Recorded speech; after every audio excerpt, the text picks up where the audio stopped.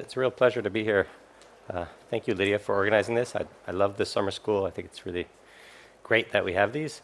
I wanted to take my time to talk very generally about how to approach research in the foundations of quantum theory. So my talk is going to be kind of much more high level than the others. And it's going to sort of touch on different sort of styles of research in quantum foundations. So I'm going to start by maybe trying to counter a little bit some common attitudes towards foundations. I'm sure nobody here would have those. But in my experience, there's sometimes an attitude that thinking about philosophy can do nothing for you if you're studying the foundations of physics. And so I want to start by countering that a little bit. So the attitude that I like best is captured in this quote by Dan Dennett, who's an American philosopher who just died last year. I'll read it out to you. Some scientists sometimes deceive themselves into thinking that philosophical ideas are only at best decorations or parasitic commentaries on the hard objective triumphs of science. But there is no such thing as philosophy-free science. There's only science whose philosophical baggage is taken on board without examination. And that holds true for my experience. In my experience, the people who are most adamant that philosophy will do nothing for them are actually people who are very much committed to one philosophical tradition and completely blind to the fact that they're just committed to this one thing. So maybe all they've ever heard about is Popper's falsificationism, and so then they say, well, that, what could science be besides that? And they're just they're very dogmatic. Like, oh, it has to be this, and everything else just doesn't make any sense. So not knowing kind of the landscape of philosophical positions means that sometimes you can't really see what your own philosophical commitments are. And in most cases, it's bad to not know, what you're taking on board without examination, because it could be holding you back. It could be impeding progress. Okay. So it's also the case that when we talk about interpretations of quantum theory, which is often where philosophy comes into discussions of the foundations of quantum theory, you might think, oh, well, the interpretation, perhaps it's nice to have, but it's not really critical for research, right? Research is, maybe you do interpretations on Sunday because you care, but it's not going to affect your research from Monday to Friday. And so I want to try to persuade you that that's not correct either, that your commitments about how to interpret a formalism in a scientific theory is going to influence both how you apply quantum theory in particular contexts and how you might extend it into new domains. The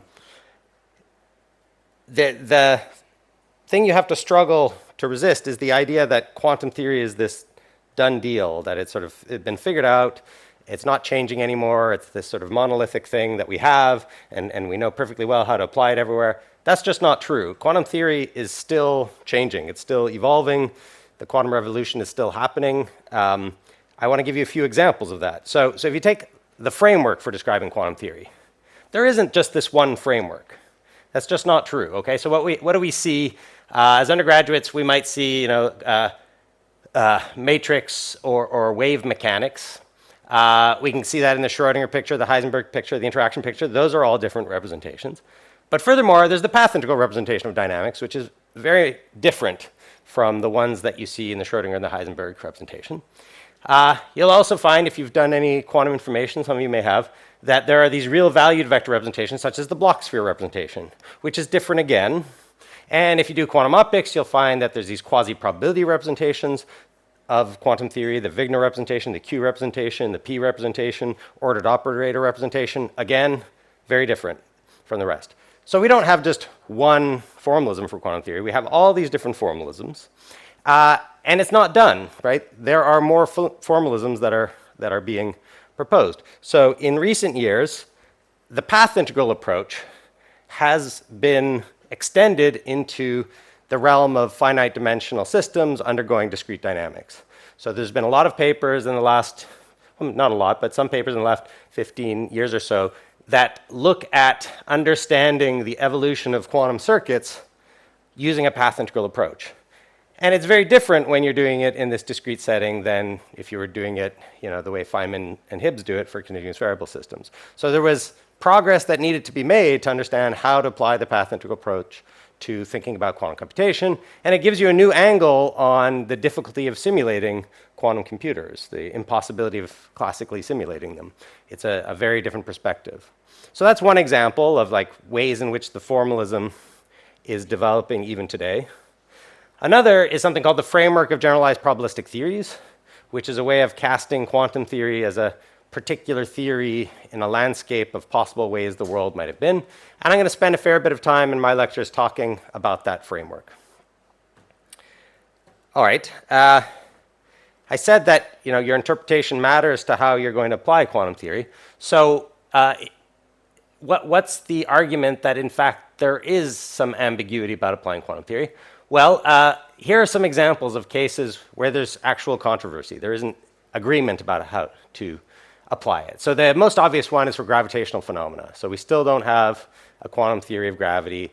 Different people have different ideas about how you're going to unify quantum theory with general relativity.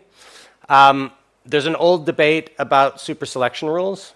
So that's a debate about what the axioms of quantum theory really are.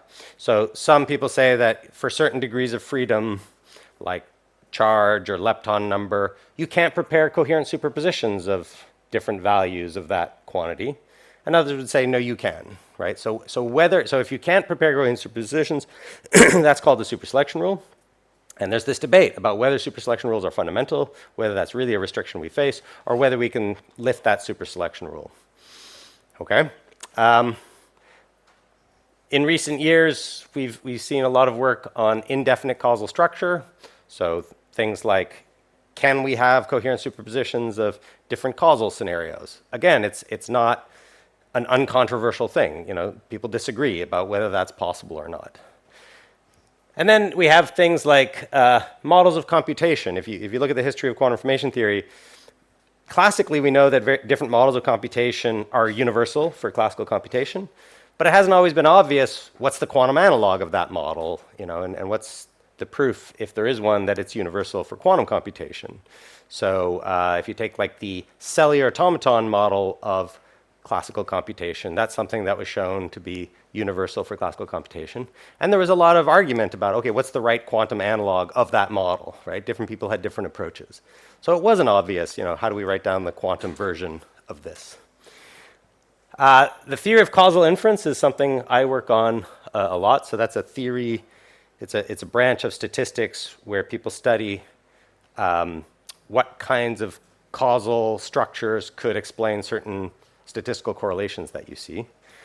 And again, it's hard work developing a quantum generalization of that theory. And at various points, it's not obvious how a given concept should be generalized. And it really depends a lot on how you think about the formalism of quantum mechanics. So in my case, I think about quantum states as being more like states of knowledge than they are like states of reality, and that impacts how I try to do this generalization.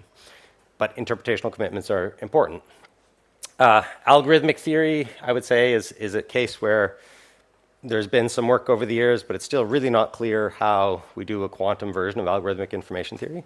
I mean, information theory is much clearer because we now have this large body of work on quantum information theory, but it's less clear. And there's this new branch of machine learning. What's the quantum analog of machine learning? In all of these cases, how you think about the formalism is going to impact how you proceed in your research. And then finally, even how you define the boundary between what's classical or classically explainable and what's not, that's going to depend on your interpretational commitments. And David is going to say more about all that in his lectures. Okay, so hopefully that kind of motivates why you should care about interpretational issues. And now, back to the importance of philosophy. Often if you look at a debate in the foundations of quantum theory, a debate that's about how we should interpret the formalism, it's often the case that the disagreement lies very deep at the level of sort of what is science and what are we doing when we do science. So it's important to keep that in mind because a lot of debates don't go anywhere because you're arguing from different presuppositions of what the purpose of science is. So I want to say a few words about kind of the big picture in the philosophy of science about different views on what we should be doing in a scientific theory. I would say the most prominent dichotomy for discussions of the foundations of quantum theory is between empiricist approaches to the philosophy of science and realist approaches. Okay, and I'm using Ernst Mach and Ludwig Boltzmann as kind of representatives of those two views because they had this very famous debate about the status of atoms. But I'm going to say things about these views, and I'm not trying to characterize their particular views. This is just to make the slides look pretty and for you to sort of remember that there are people that were sort of in these camps. But everything I say is going to be very sort of high level and caricatures of these positions. And there are, in fact, every individual has some different position, and I'm not trying to characterize the positions of any particular philosopher or scientist. Okay, so according to these, very broadly, according to these two approaches, what is the aim of a scientific theory?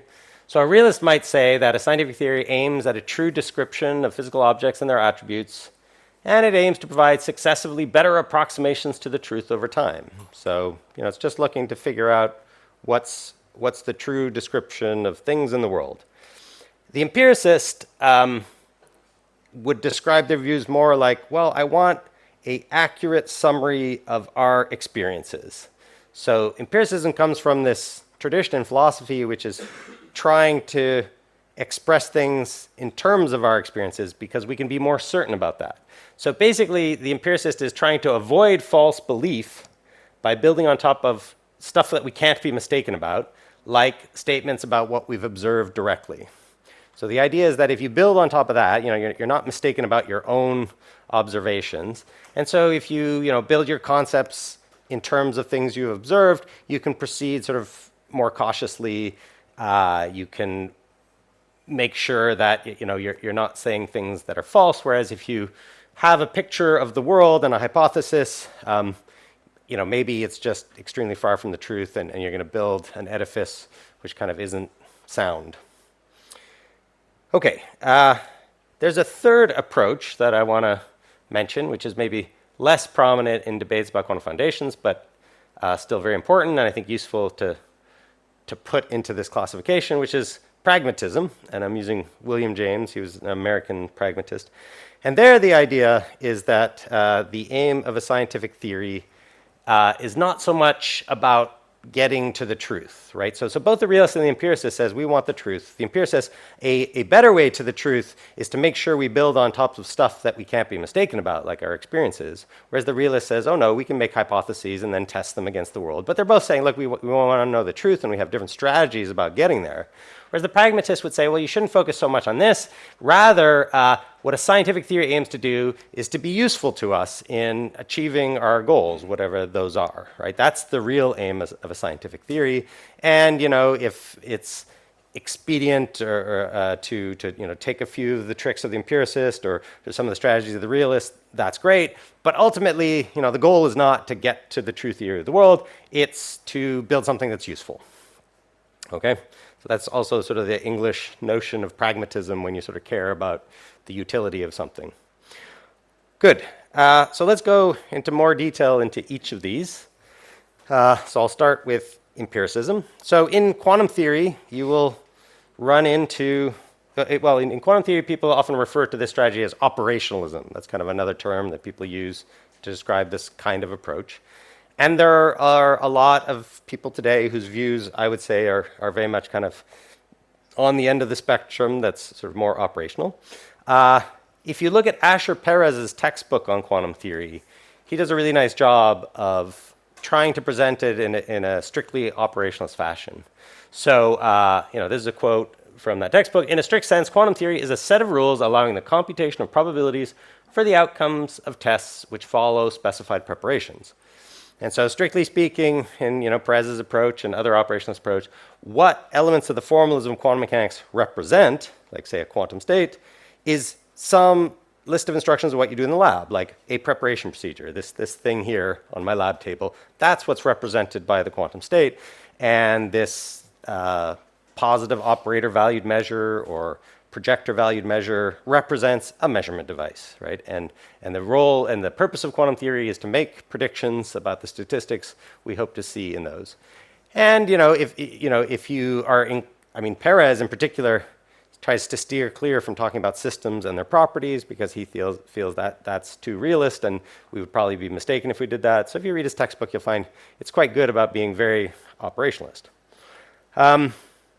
Okay, so what does operationalism have going for it? Well, Mach, for example, emphasized that the problem with realism is that you can go very wrong. That let's say you're trying to build a theory and you have some preconceived notions about the way the world is. That can lead you astray. You might have, if you're trying to do revolutionary work, you might have a lot of baggage of like the old theories and pictures of the way the world was that you just can't overcome. So if you're in the game of building pictures of what's going on, you're never going to sort of overcome those and get to the new theory. And so in particular, if you think about the atomic hypothesis, that was the famous debate that Boltzmann and Mach had. Mach said, look, these atoms are hypothetical entities. We have to be careful here.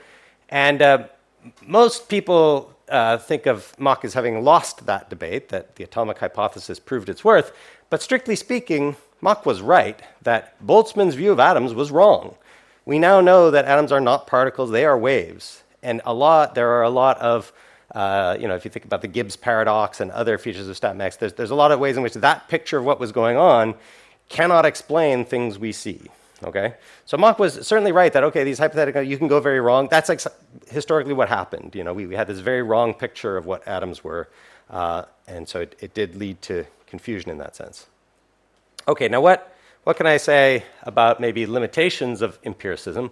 Well, one thing is that if an empiricist says, look, everything boils down to detectors going click, and we're going to build all of our conceptual scheme out of detectors going click and what we see in the lab, there's two problems with that. One is that as you go further and further from sort of laptop experiments and you ask questions about, say, the origin of life, or where did the matter in the universe come from, what about the Big Bang, you're sort of getting further and further away from sort of direct experiment. So you could still say maybe, oh, what would happen if I did put a measurement device there?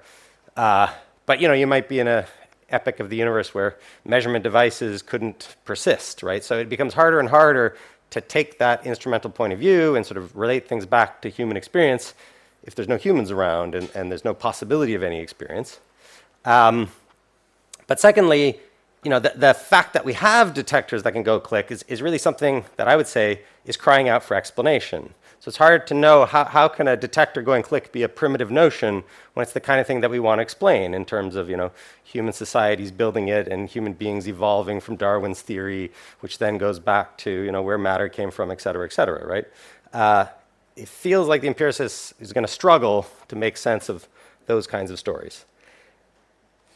And then there's something called the Duhem-Quine thesis, which is that it's an illusion to think that you could take some observations and that's a sort of theory-independent set of data.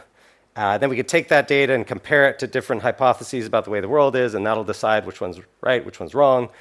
And the reason that is impossible is because observations are what they call theory-laden. You can't actually interpret what you've observed unless you have a theory to interpret it.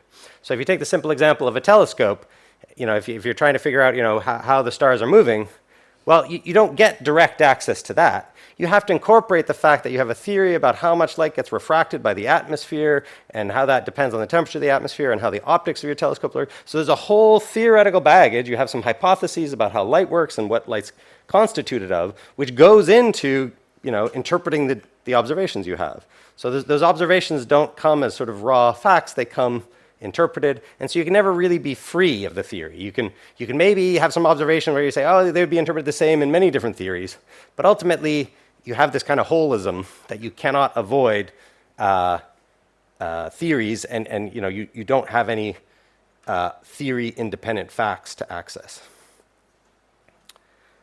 All right, now let's go to realism. So again, today in the Foundations of Quantum Theory, you'll find a lot of people who are sort of just as dogmatic about the realism as some of the operationalists you'll find who are sort of very dogmatic about realism being a bad approach to quantum theory.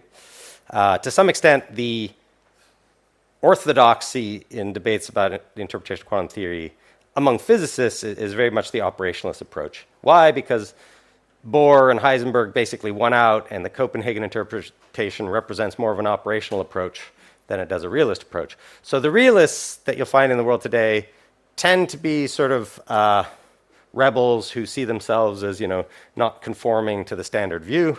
And that also makes them very, enthusiastic about resisting operationalism. So one example would be John Bell.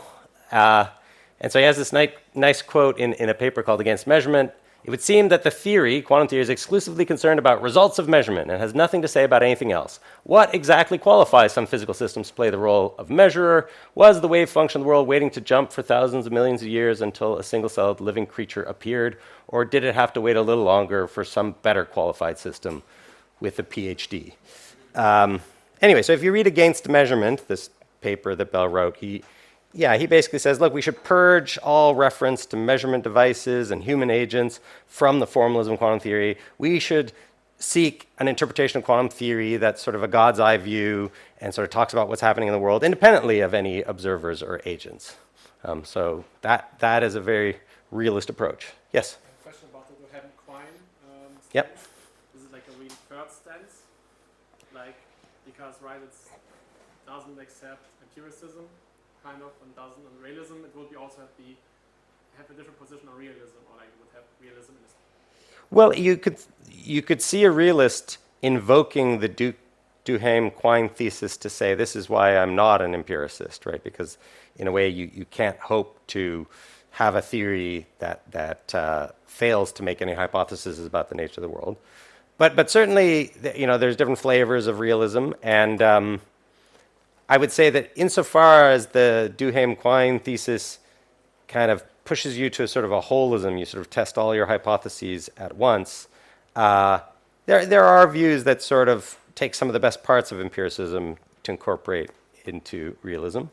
And I probably won't have time to talk about it, but there's a principle due to Leibniz which justifies the notion of non-contextuality in quantum theory, and David might talk a little bit about that. But that might be an example of something that's kind of somewhere between empiricism and realism.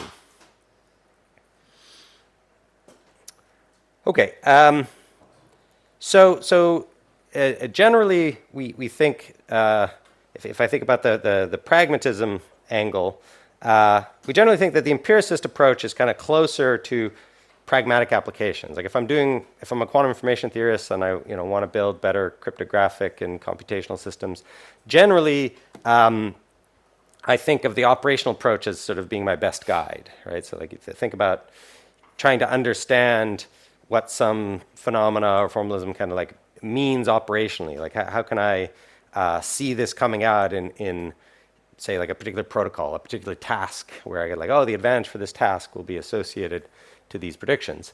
But now I want to point out that it's also true that a realist approach can impact pragmatic issues as well. So there's some nice examples of that. So David Bohm had this realist approach to quantum theory called Bohmian mechanics. And it was Bohmian mechanics that inspired Bell. He noticed the non-locality in Bohmian mechanics and wondered, is this true of every hidden variable model? And that's where Bell's theorem came from. And then in the 90s, Arthur Eckert showed that you can use Bell inequality violations to do quantum key distribution in a device-independent way, like even if your apparatuses are supplied by the eavesdropper. And that's a very practical thing. So it's not as if thinking about realism has never had any practical applications. It has. That's one example. Another example is that David Deutsch was one of the first people to think about the advantages of a quantum computer over classical computers. And when you ask David Deutsch what inspired him to think that route, the answer is he was thinking about the Everett interpretation and what it implied for computation. Okay, and that's also a realist approach. If you want to read more about those stories, there's this short paper from some years back by Lucien Hardier and I on why physics needs quantum foundations. Okay, the other thing you can say about realism is that it has historically had a lot of successes. So even though Boltzmann got the nature of atoms wrong, I think it's fair to say, the reason most people think Boltzmann won that debate is that whereas Mach was saying, oh, we should describe everything in chemistry just in terms of things we can observe, like reaction rates, and we shouldn't talk about these hypothetical entities, the truth is that the atomic hypothesis actually led to a huge amount of progress in chemistry. It was, very close to, it was a very fruitful hypothesis. It was sort of right in enough ways that it did mean that we made a lot of progress and we learnt a lot that we didn't know before. In terms of, what can you say is problematic about realism? Well, if I think about like Plato's cave, where you see the shadows of the objects, to imagine that there's some object with properties that you're not directly observing, that's part of realism, but it's sometimes hard to know sort of which of those properties are actually significant and which are not. So there's this underdetermination problem, that there could be features of your realist hypotheses that are actually not relevant to the empirical observations. And sometimes because of the connection to what you're observing and what you're hypothesizing is not so direct, it might be unclear what parts of your theory are just sort of extra baggage and what are not. Okay. Let's say a few things about pragmatism. So if I compare pragmatism to empiricism, the empiricist thinks that the job of a theory is to sort of make predictions about well-described experiments. The pragmatist says that's kind of a myopic view of what science is about, that we want to do much more than make predictions. So I like this way of explaining it. So suppose you had an oracle. You could ask it any question and it would give you an answer, yes or no.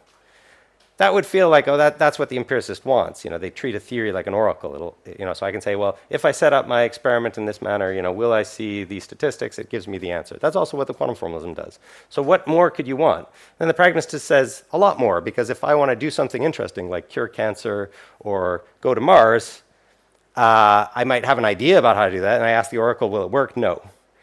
The oracle doesn't help me come up with great new ideas for how I'm going to, cure cancer, or it doesn't tell me what experiments are interesting to do. What experiments will teach me something new and lead to progress? I already have to have conceived of an experiment to be able to ask the formalism what's going to happen in the experiment. But unless I have explanations of what's going on, I don't have good ideas for, okay, what is the next experiment to do? What's the right direction to move in to explore and push the frontier of knowledge? So that's the sense in which empiricism is a little bit lacking by its focus on prediction. Good. If you compare pragmatism to realism, the realist says, look, the emphasis is really we're supposed to describe the natural dynamical behavior of systems without reference to agents or their purposes or anything like that. Let's take the observers out of it. And the pragmatist can say, well, but the question of what we can do in this universe, like what an agent in this universe can achieve, actually is sort of a constraint on the laws that could govern the universe. So it's actually a useful attitude to take, to ask, well, what can agents do towards achieving their goals? So remember when I gave that sort of list of places where it's unclear how to apply quantum theory, I had all these examples like computation, causal inference, algorithmic information theory, machine learning. A physicist might look at that and say, well, that's really not like general relativity at all, because what are these things? Yeah, these are just tools. We use machine learning as a tool. It's not fundamental to physics. So, okay, we can't apply quantum theory. That's not really something we should worry about. And the extreme version would be something like, okay, all these things, they're kind of like plumbing, right? Plumbing's important, and at a particle accelerator, you need good plumbing for cooling, but it's not going to teach you about the foundations of physics. So, we shouldn't worry about these fields. And I think that that's a wrong attitude, that actually a lot of these questions about what are the fundamental limits on what we can do in some arena are very important for the foundations of physics. So if you think about Carnot, he was thinking about how to build a better steam engine.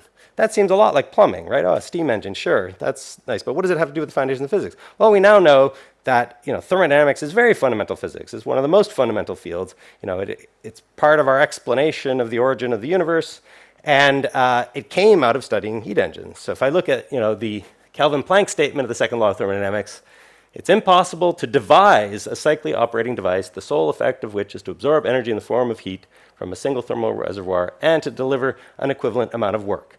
It's basically saying, no matter how hard you work to engineer something, you will not achieve it.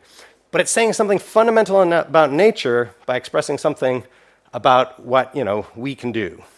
And really the best way to think about it is what not just we can do, but what any thing in the universe could possibly do, right? So any alien civilization out there, or either today or 1 million years from now, if you talk about what the limits to what anything can do are, you're describing something about the laws of the universe. And so that's the pragmatist's approach. Okay, now in terms of like objections to pragmatism, many people might say, well, yes, it's true that thinking about limits to what we can do is very useful, but the goal should still be getting at the truth, not just achieving our goals and finding things that are useful. So many people would say, no, I mean, the pragmatists are wrong insofar as they've given up this idea that the purpose of a scientific theory is to find the truth. Okay, so again, it's a very high level sort of, I think these three types of philosophies are useful to think about. There are success stories for each approach. So, if you think about Mach, who is, a very dogmatic empiricist and resisted the idea that atoms were real. Nonetheless, he is the one who he's one of the only people who came up with a criticism of Newton's theory based on his philosophical views.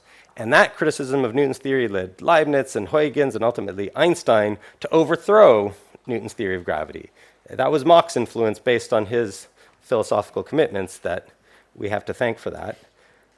We already talked about how, realism, I think Boltzmann's work on atoms and StatMech was a triumph for the realist approach. Carnot's work on heat engines, is clearly a triumph for pragmatism.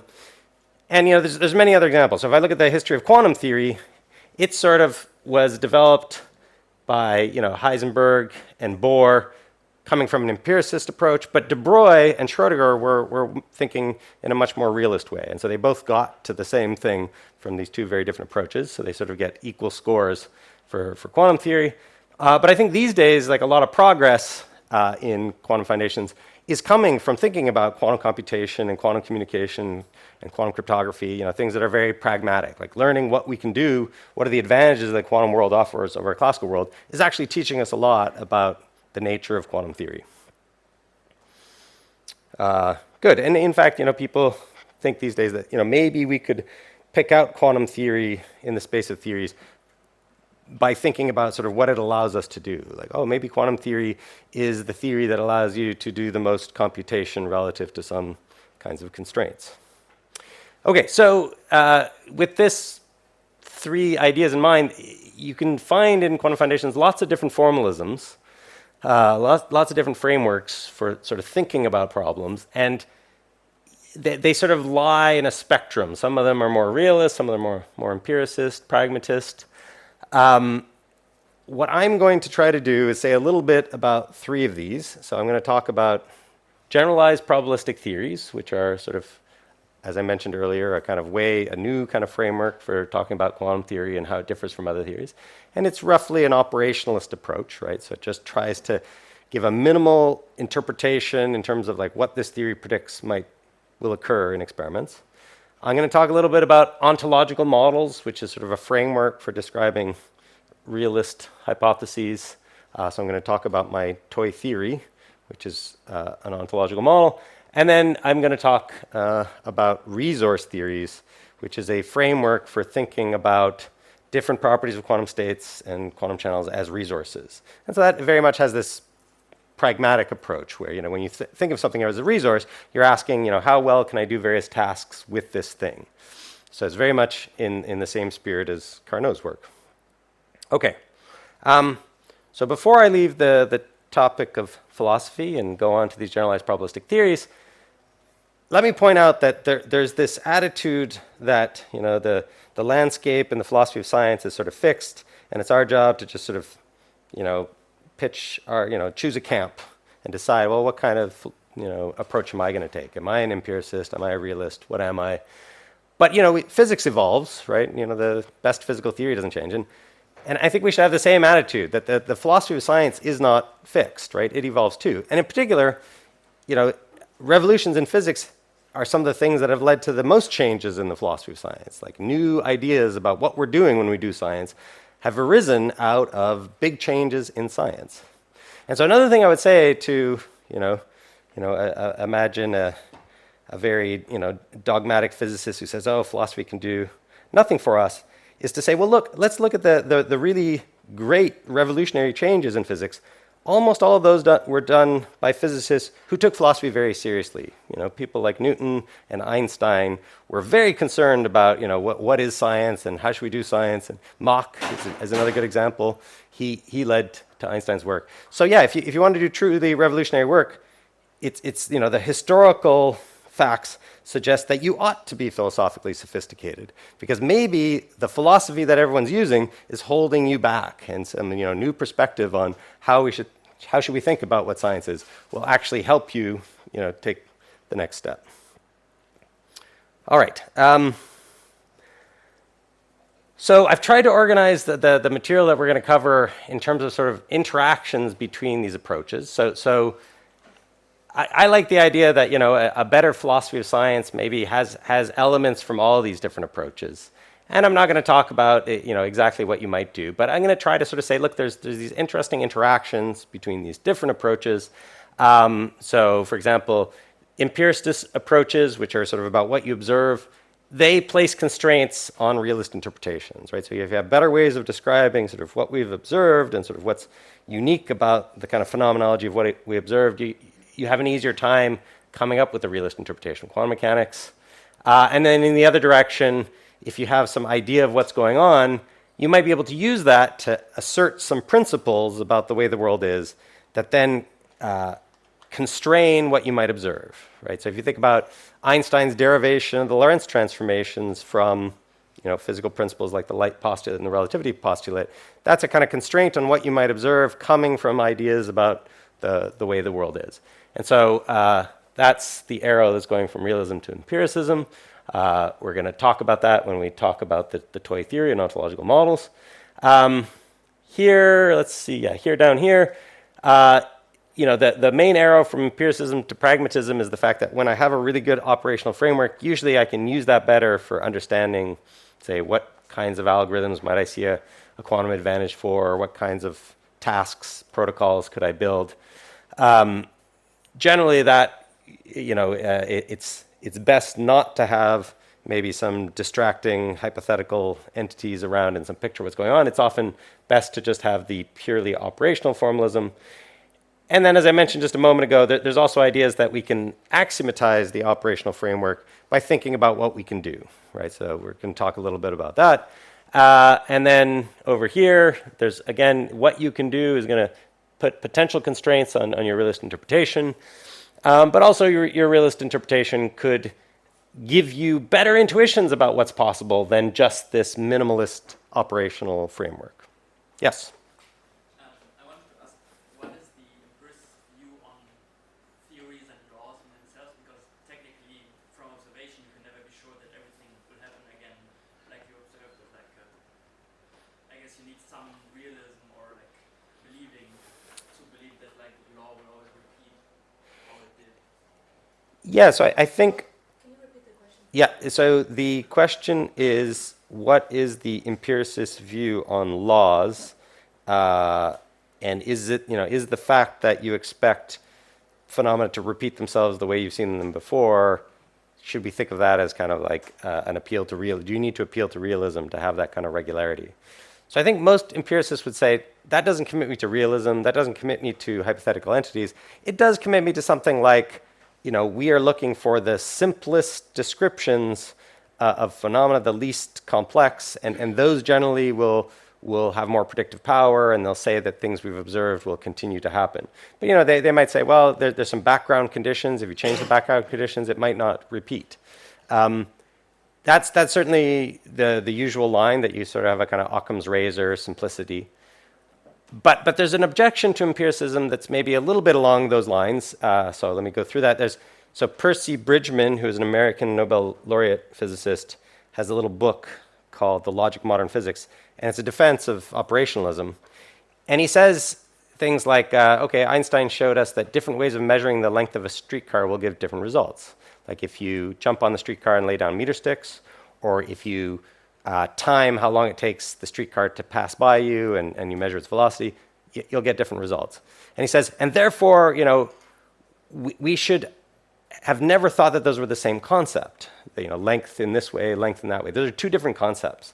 He says, and it's a real embarrassment to physicists that we didn't realize this before, and never again should we have to suffer through any revolutionary change in physics, because we should be careful enough to define our concepts when they're different procedures, then they're not the same concept. But when I look at that, I think you couldn't make progress. If you really took that seriously, you couldn't make any progress, because you don't know what distinctions are important. I jumped on the streetcar, laid down my meter stick, and I had Cheerios for breakfast is different from, I did that, and I had cornflakes. And so is that an important difference? Well, probably not, but strictly speaking, they're different concepts. So that's a sense in which if you limit your ability to generalize, you're kind of stuck. You're only going to say trivial things. And so I think the empiricists do, so now I'm supporting what you're saying, they do kind of lack a criterion for when am I allowed to make generalizations? And how am I to apply this criterion of simplicity? Okay. Right, so the cases that we've sort of talked a little bit about is, I mentioned how the modern framework of quantum information theory sort of allows us to ask questions about protocols and quantum cryptography, quantum computation. I did mention this work by, Deutsch that was inspired by Everett and by Eckert that was inspired by Bell and Bohm, which is sort of an example of realism leading to pragmatic benefits. And then finally, this arrow up here, I'm probably not going to have much time to say anything about that, but that's largely the topic that David's going to cover, which is that if you think about reproducing the operational phenomena in a specific kind of way, you get something called the principle of non-contextuality, and the fact that you have a no-go theorem, you cannot achieve that using the standard realist framework, the one where we sort of think about causation in a very conventional way, has an impact on the possible realist interpretations of quantum theory, right? So all these no-go theorems like Bell and Cauchy-Specker can be thought of as that arrow, right? That there's consequences for how we might think about the world based on some operational phenomena that we've observed. Yes? Yeah, hi, yeah, I just wanted to add to the previous question. Yep. Oh, thank you. Yeah, so, oh my God, that's so loud. So empiricists actually have asked that question before, like famously Hume. He did say that there is no reason to believe in causality and it's a mental habit, but he never said that this should stop us from doing science. This is just something to have in mind, as the causality might not be real as rationalists would say, but it's a mental habit, but we can try to make predictions of our mental habit that we have. And in this sense, you could resolve that problem. So we could have a very long conversation about Hume's views on causation. I think actually what Hume did with causation is a good example of how being a strict empiricist like Hume was held him back from recognizing what a good theory of causation would look like. So we now have this modern theory of causal inference that basically says, Hume's wrong. Constant conjunction cannot distinguish common cause from cause effect. And so it really is not a good way to think about causation at all. Merely seeing correlation, that's not the essence of causation. And anyways, we could talk more about it. But yeah, I tend to think of that example as being a bit like the Bridgman example, that if you have no guidance and you're too conservative about what that concept could mean, you tend to not make progress. And I think that's what happened with Hume's notion of causation. All right, so I'm going to start now with talking a bit about generalized probabilistic theories. And so I'm going to say why I'm going to tell you sort of why people introduced this framework by saying something about what I like to call the methodology of foil theories. So foil is a English word that doesn't get used very often, so I'll give you the definition. One that by contrast underscores or enhances the distinctive characteristics of another. So, a foil is just something that kind of highlights the thing you're interested in. Good. So the idea of the methodology of foil theories, again, it's sort of a philosophical attitude, but the attitude is that if you really want to understand something, you should study its contrast class. So if there's some phenomena I want to know, then let's go looking at alternatives, other ways, for example, other ways the world could be. So if I want to understand a theory, I ask, well, let's think about the other ways the world could have been. And then by looking at those alternatives, I'll learn something about my theory. If I just study my theory in isolation, and I don't compare it to other ways the world could have been, there's a limit to how much I can understand. So for example, how do I understand the logical relations among different features of a theory if I can't look at a set of theories and say, does feature X always imply feature Y? Or does it only imply feature Y in theories of a particular type? So if you want implications among features of your theory, you really need to have a landscape of possible theories to look at. So in the last 25 years, there's been a lot of work on different alternatives to quantum theory that I would say are studied mostly in the spirit of foil. So sometimes people propose alternatives to quantum theory because they think, oh, this could really explain what we see. But here, that's not the game. The game is, I don't think this theory is going to describe the world better than quantum theory. That's not the point.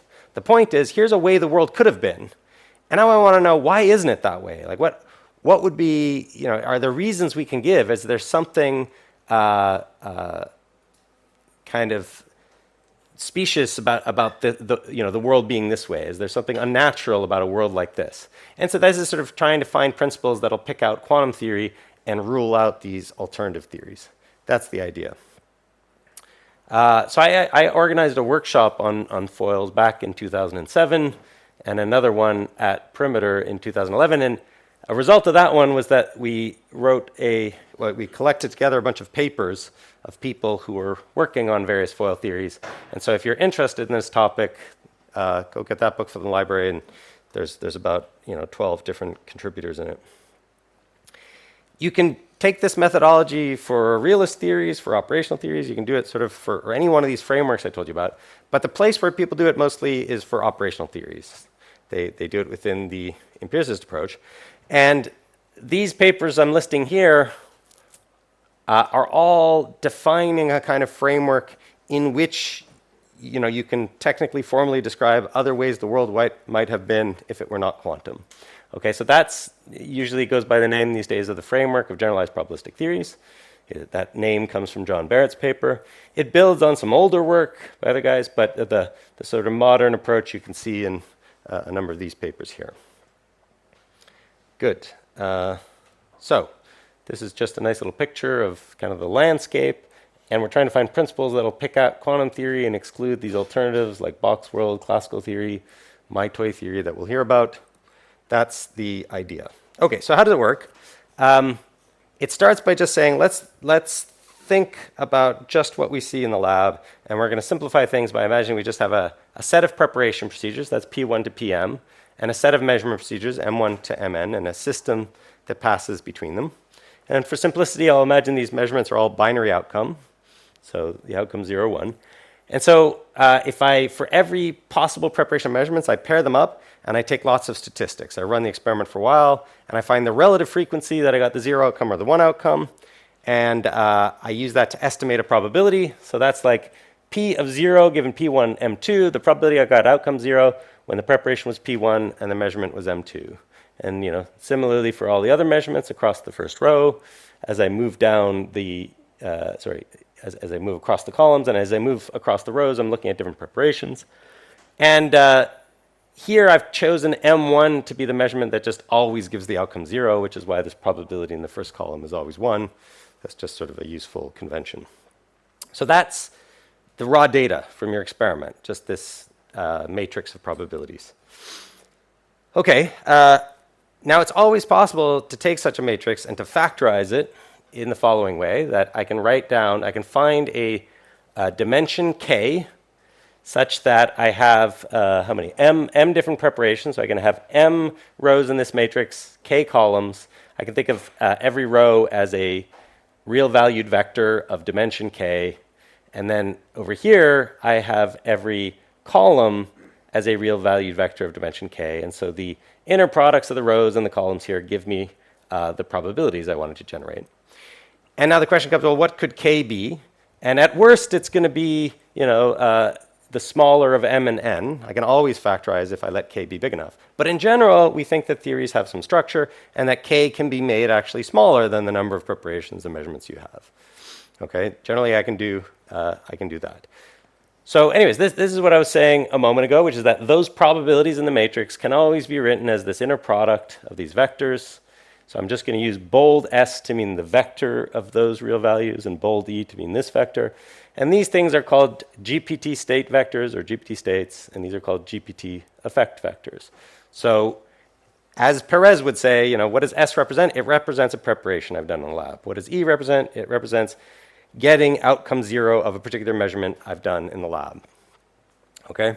And so now I have this geometric representation of these guys. And different theories, different ways the world could have been, correspond to different geometric shapes of what the set of all states and the set of all effects is. So over here on the far left in blue, I'm drawing the set of states that arise in different theories for a system where the dimension k is 4.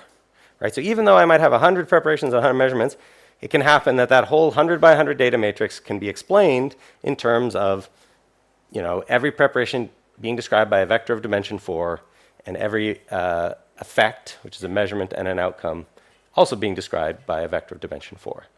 Okay, so the one on top is basically a qubit. It's dimension 4 because we're representing this by real valued vectors, which you should think of in the quantum case as being the vector space of Hermitian operators. I'll talk about that in a moment. But the states have a normalization condition, so they can be represented in 3 dimensions. The effects have to be drawn in 4 dimensions. Here I've just drawn a couple of 3-dimensional projections of it. But so I'll get to some of the details, but the point is that in this approach, you can talk about the difference between different worlds as being a difference in the shape of their state and effect spaces. Okay, so that's what it boils down to, because different shapes lead to different possible statistics you might see in your experiment. So not every data table is realizable in a given theory, only certain kinds of data tables. So your data table might allow you to violate a Bell inequality or not. You know, there's differences. So it gives a very nice way of picturing what the difference between theories are and of imagining things that are neither quantum nor classical. So we're going to talk about my toy theory as an example. There's something called generalized no signaling theory or box world. And for a system with dimension 4, it looks like that. Or, you know, you can just have some random example. Okay, so let's see how this formalism works, and then we'll take a break. If I have a 2-level system, so here k is 2, so it's a classical system, a bit, I can talk about the probability that the bit has value 0 or the bit has value 1, and so all the probability distributions lie on a line. You know, there's a distribution where all the probabilities on the bit being 0 or all the probabilities on the bit being 1, and then there's everything in between, like probability half-half in the middle. And when it comes to measurements, I now have to represent the probability of outcome getting outcome 0, given that the bit was 0 or the bit was 1. And now, this point here is the one that says no matter what the value of the bit is, the probability I'm going to get outcome 0 is 0. I always get outcome 1. And the point on top is I always get outcome 0, and I never get outcome 1. So the probability of getting outcome 0 when b is 0 and when b is 1 are both 1. So that's the 1, 1 point at top. And then this is the point where I only get outcome 0 when the bit is 0, and this is the point where I only get outcome 0 when the bit is 1. And then I have all the possible mixtures of those guys. So that's what the state space and the effect space look like in this simple example. And if I want, I can represent that in a slightly different way, where now I choose a different coordinate system. And so I have S0 and S1, and S0 is the sum of the probabilities, which is always 1. So the first component of the vector will always be 1. That was the convention I mentioned earlier. And then the second is the bias between bit being 0 and bit being 1. So now I just have that going from -1 to +1 along this axis. And then over here, again, I can write those effects in this new coordinate system. And now, because I'm summing these conditional probabilities, this thing doesn't have to be 1. This more just tells me what the bias towards 0 is. Like when I never get 0 or always get 0, this E0 changes from the bottom to the top. And the second term here tells me something about, you know, the relative probability of getting 0 for these 2 values of b. So just another way of just describing the same thing. But this way of describing it makes it a little bit easier to compare to the quantum case. So that I'm imagining that many of you have seen the block sphere representation of quantum theory before. So here we go. The density operator rho can always be written as a combination of the identity operator, Pauli x, Pauli y, Pauli z. So that's the equation on the top. And I have real coefficients on those guys. For normalization, the coefficient of identity has to just be a half, but the others can be arbitrary. And so those three numbers, Sx, Sy, Z, can pick out a point in a sphere. That's the block sphere. And for the effects, it's similar, except now I do have some freedom in the weight of the identity term. And that's why it then becomes a sort of four-dimensional object that ranges from the zero operator all the way up to the identity operator. And if I demand, for example, that the trace of this operator is 1, then it just looks like the set of states again, right? These are just the set of effects, measurement operators, that are trace 1, so they look like states. So it's also a block ball of those guys.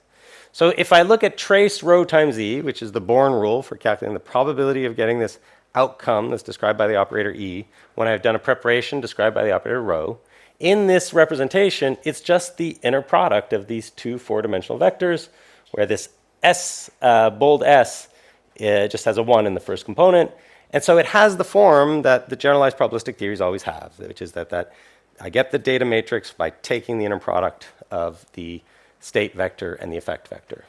Okay, and now when you look at this, you see that, a given line in the block sphere is like a single bit. And a given plane inside here is like the set of measurements on a single bit. So that sort of accords with your intuition that inside the qubit lies a single classical bit, if I pick out one axis. So that's the idea, and this is just another set of state vectors and effect vectors that could give different kinds of data tables, different kinds of statistics. This happens to have a lot of nice properties. It follows from some principles. If I look at this theory for multiple systems, it can violate the Bell inequalities more than quantum theory can. So it's the thing that's associated with Popescu-Roerlich boxes, if you've ever heard of those. And this is what my toy theory looks like. We'll see that later. And so this is the sense in which you have all these different alternatives. You can look at composition, but I think before we do that, let's take a break, and we'll come back and talk a little bit about axioms. All right, so I mentioned that GPTs sort of live in the empiricist camp. They're a way of describing a theory purely in terms of sort of the operational predictions it makes in certain well-described experimental scenarios, like just a set of preparations, set of measurements. And quantum theory has a very distinctive characterization as a GPT. So, as we saw, this is just sort of comparing things that are of dimension 4, in which case we're just thinking of a single qubit. But already there, you can say, all right, there's all these other ways the world could have been, and it's not. And so now you can start asking, so can we find some principles that pick out the quantum GPT as opposed to any of these other possibilities? And that will try to help us figure out what's distinctive about quantum theory in the landscape of all possible theories. And maybe then we can understand better why the world is quantum and not classical, or a theory like Bach's world that violates the Bell inequalities more than quantum theory does. So that's led to a lot of work, which goes by the name of the reconstruction program, the quantum reconstruction program, where people try to come up with simple principles that will pick out quantum theory from this landscape of theories in the framework of GPTs.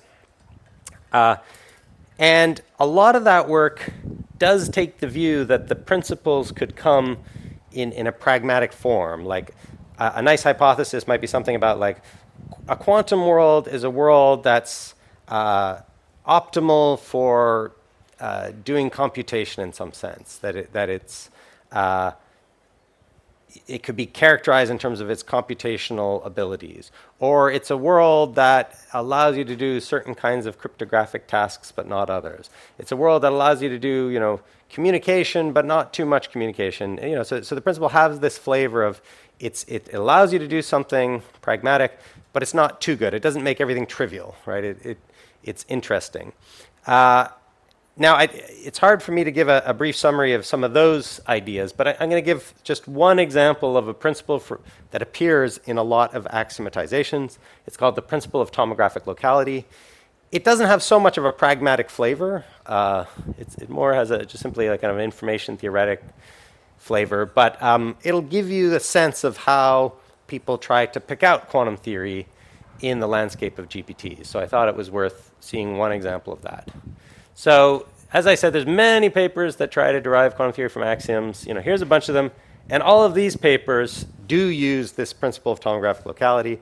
It does a lot of work in these approaches, right? It tends to be common to a lot of these approaches. So what is tomographic locality? So first I need to tell you what tomographic completeness is. So remember, I can take my data matrix and factorize it.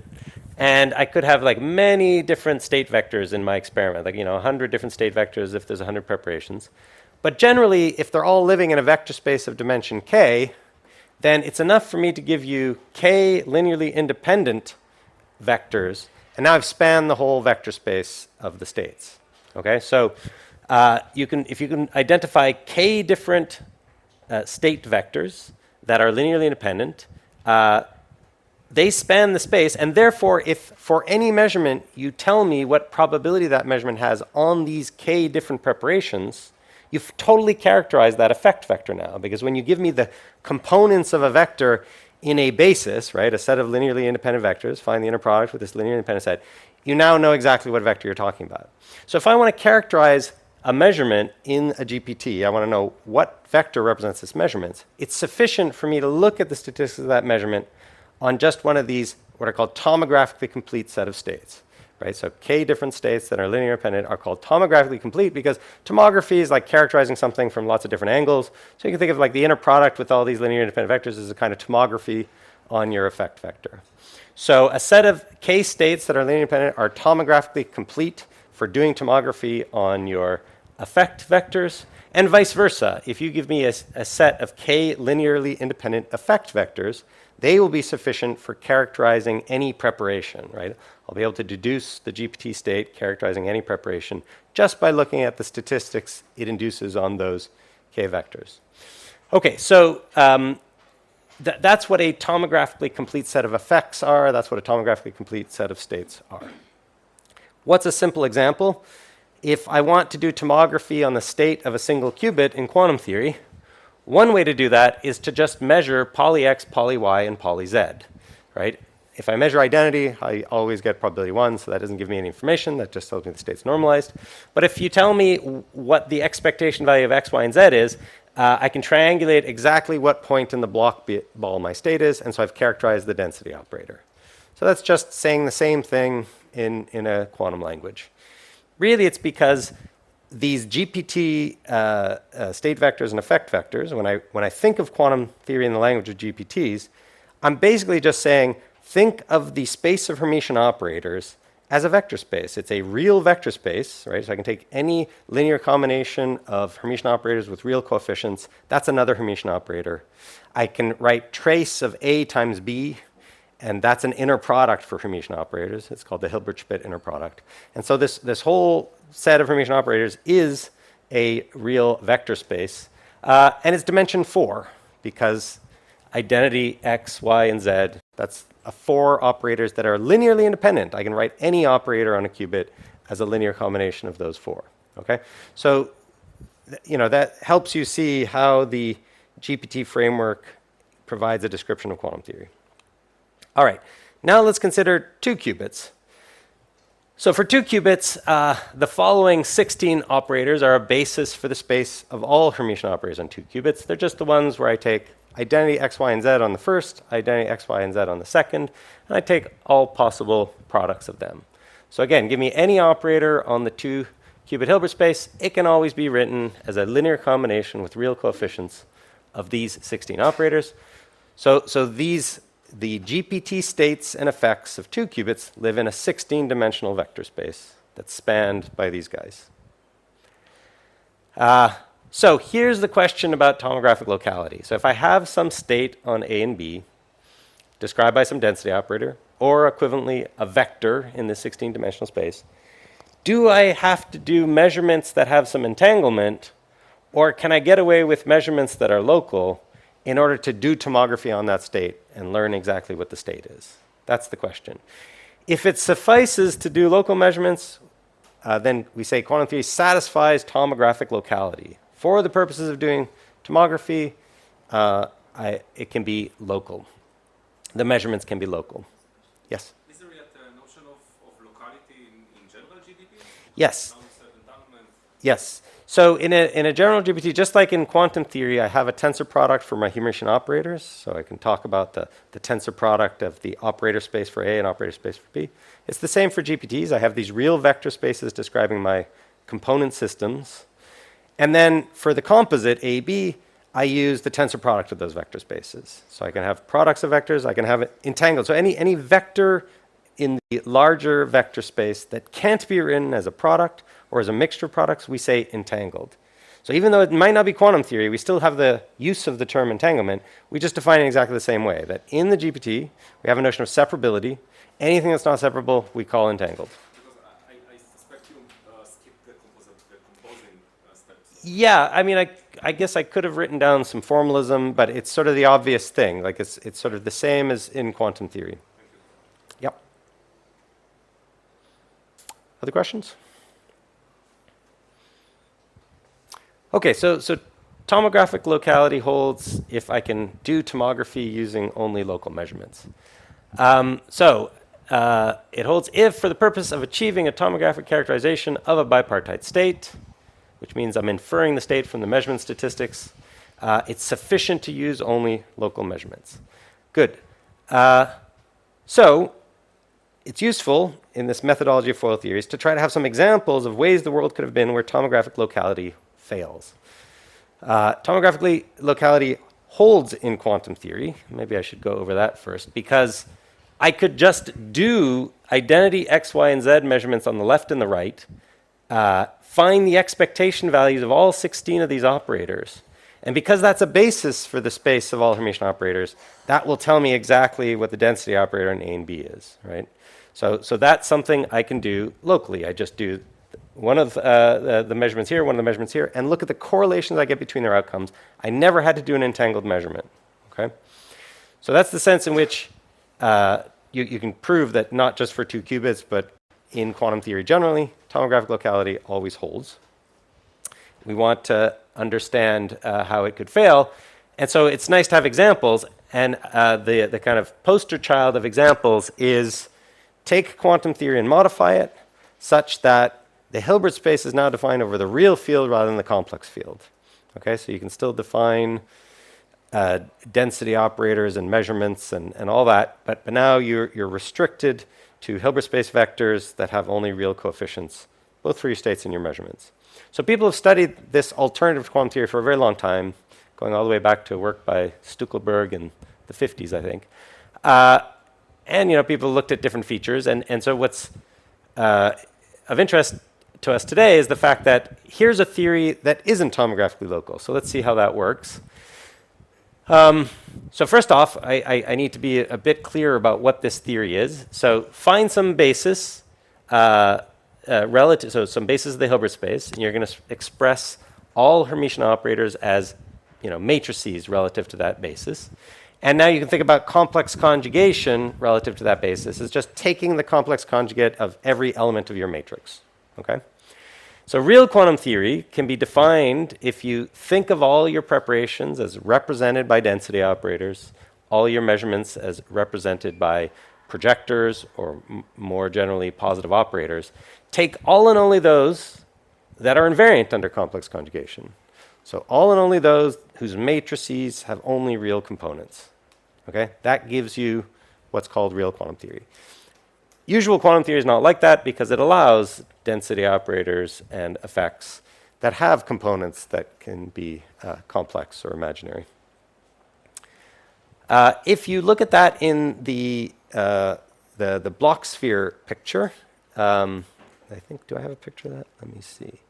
Yeah, so I wasn't able to redo this, but I want you to look at this and say, well, if the y component, so sigma y, the Pauli y, is the one Pauli matrix that has an imaginary number in it, so I have to make the component of that matrix go to 0. So I have to make sy and ey go to 0.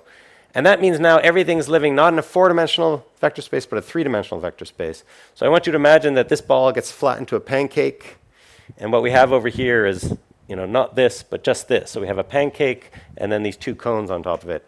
That's what real quantum theory looks like as a GPT. Okay?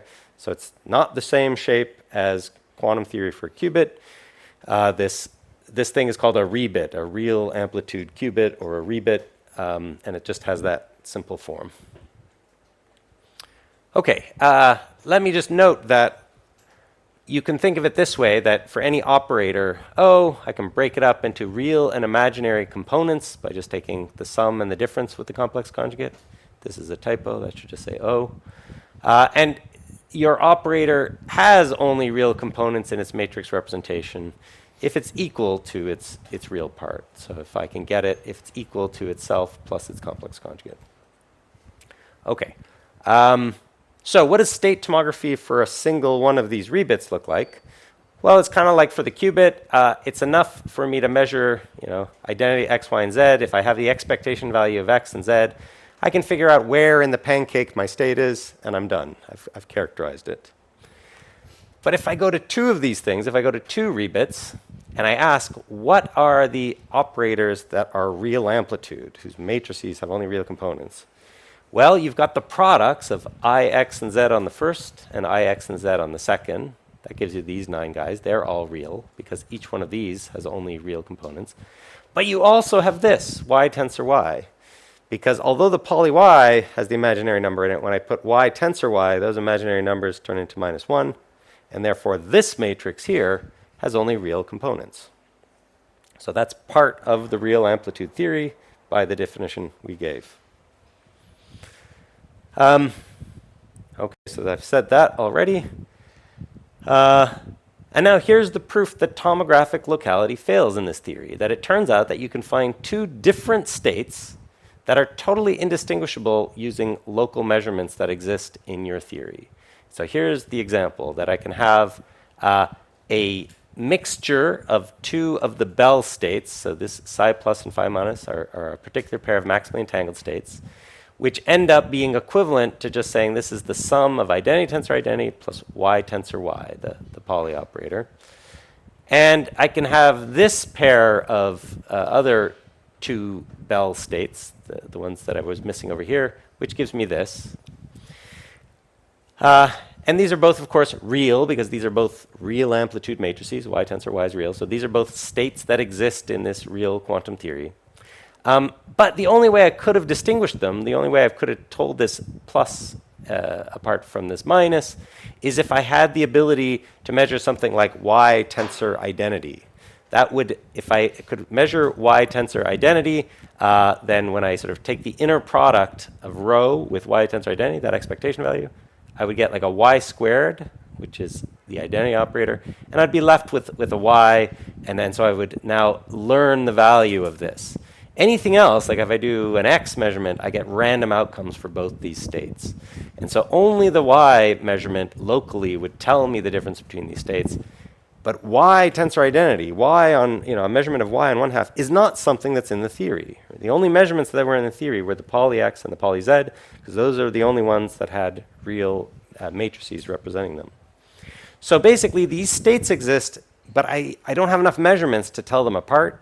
And so that means that I would need to go do a measurement that actually projected onto, for example, this state here. If I had a measurement that, say, distinguished this two-dimensional subspace from this one, that's a real amplitude measure. It exists in the theory, but it involves entanglement. It doesn't come in the form of local measurements on each guy. So in this theory, you need to do some entangled measurements if you want to do state tomography. That wasn't the case in usual quantum theory. I could always get away with the local measurements.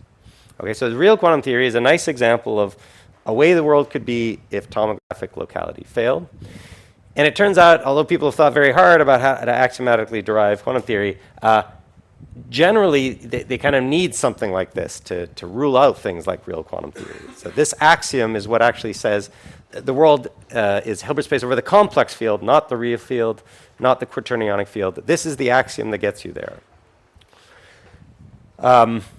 Good. So, that's a very small example of how axiomatic approaches to quantum theory works, but maybe it gives you a bit of the flavor of how people approach this program of situating quantum theory. They want to find a set of principles. Then in the mathematics of this GPT framework, they want to say all possible shapes of state and effect spaces are excluded except for the one that describes quantum theory. So they want a set of principles that gets you there. And tomographic locality is an example. Okay, questions about that? Yes. What is the current state of that program? Well, we have, as I showed a few slides ago, we have a lot of papers that have derived quantum theory from sets of axioms, lots of different sets of axioms.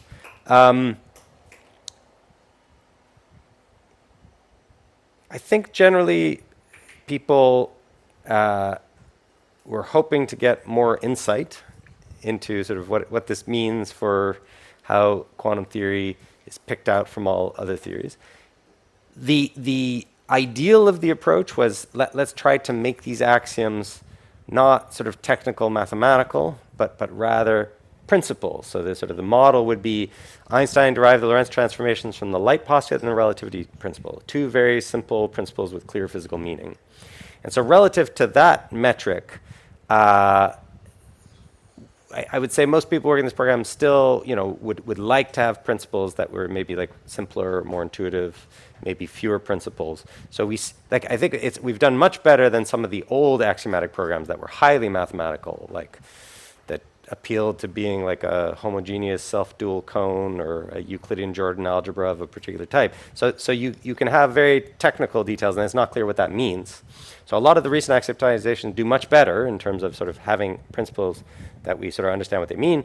But yeah, I would generally say that we still don't have any axiomatization that kind of looks like Einstein's derivation of the Lorentz transformations. Does that answer your question? Other questions?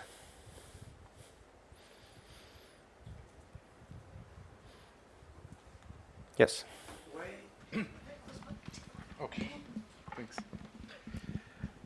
Why do we want to steer away from the mathematical axioms and stay within physical axioms? Yeah, that's a good question. I think, I mean, maybe not everyone agrees with this, but in the foundations of quantum theory, it's generally thought that it's a problem that quantum theory comes to us in this form that's highly mathematical. So if you read in the textbooks, systems are associated with Hilbert spaces over the complex field. A preparation is described by a unit trace positive operator on that Hilbert space. Systems composed by the tensor product as opposed to some other product, etc. And there's this question of like, why? Why is it like that? Why this mathematical formalism? So if I look at special relativity, you could have had that attitude towards the Lorentz transformation. You could say, oh, that's just the way the world is. Let's not go any further. But we saw that Einstein was able to actually see that mathematical formalism came from some deeper principles. And if you wanted to give up this formalism, you would have to give up one of these principles.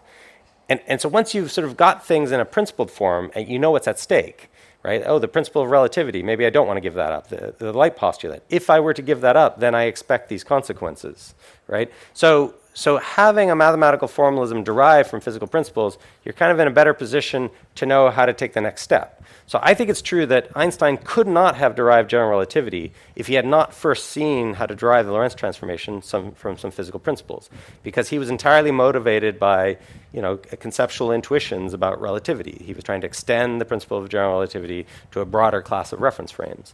So that's the hope here as well. If we replace these highly mathematical axioms about Hilbert space with physical principles, then maybe we can see possibilities for understand quantum theory better, and therefore see how to apply it in situations like general relativity and other cases, but also maybe see how what might come next, how to take the next step.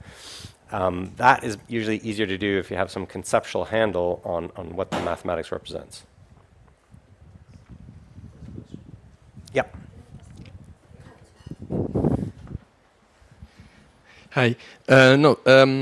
Recently, like 2 months ago, I I chose to make a presentation on the paper of Kiribella when process tomographic generalized probabilistic theory. There is a paper from him where he presents exactly this example of a real quantum theory which doesn't respect tomographic locality. And what I wanted to ask is a more general thing.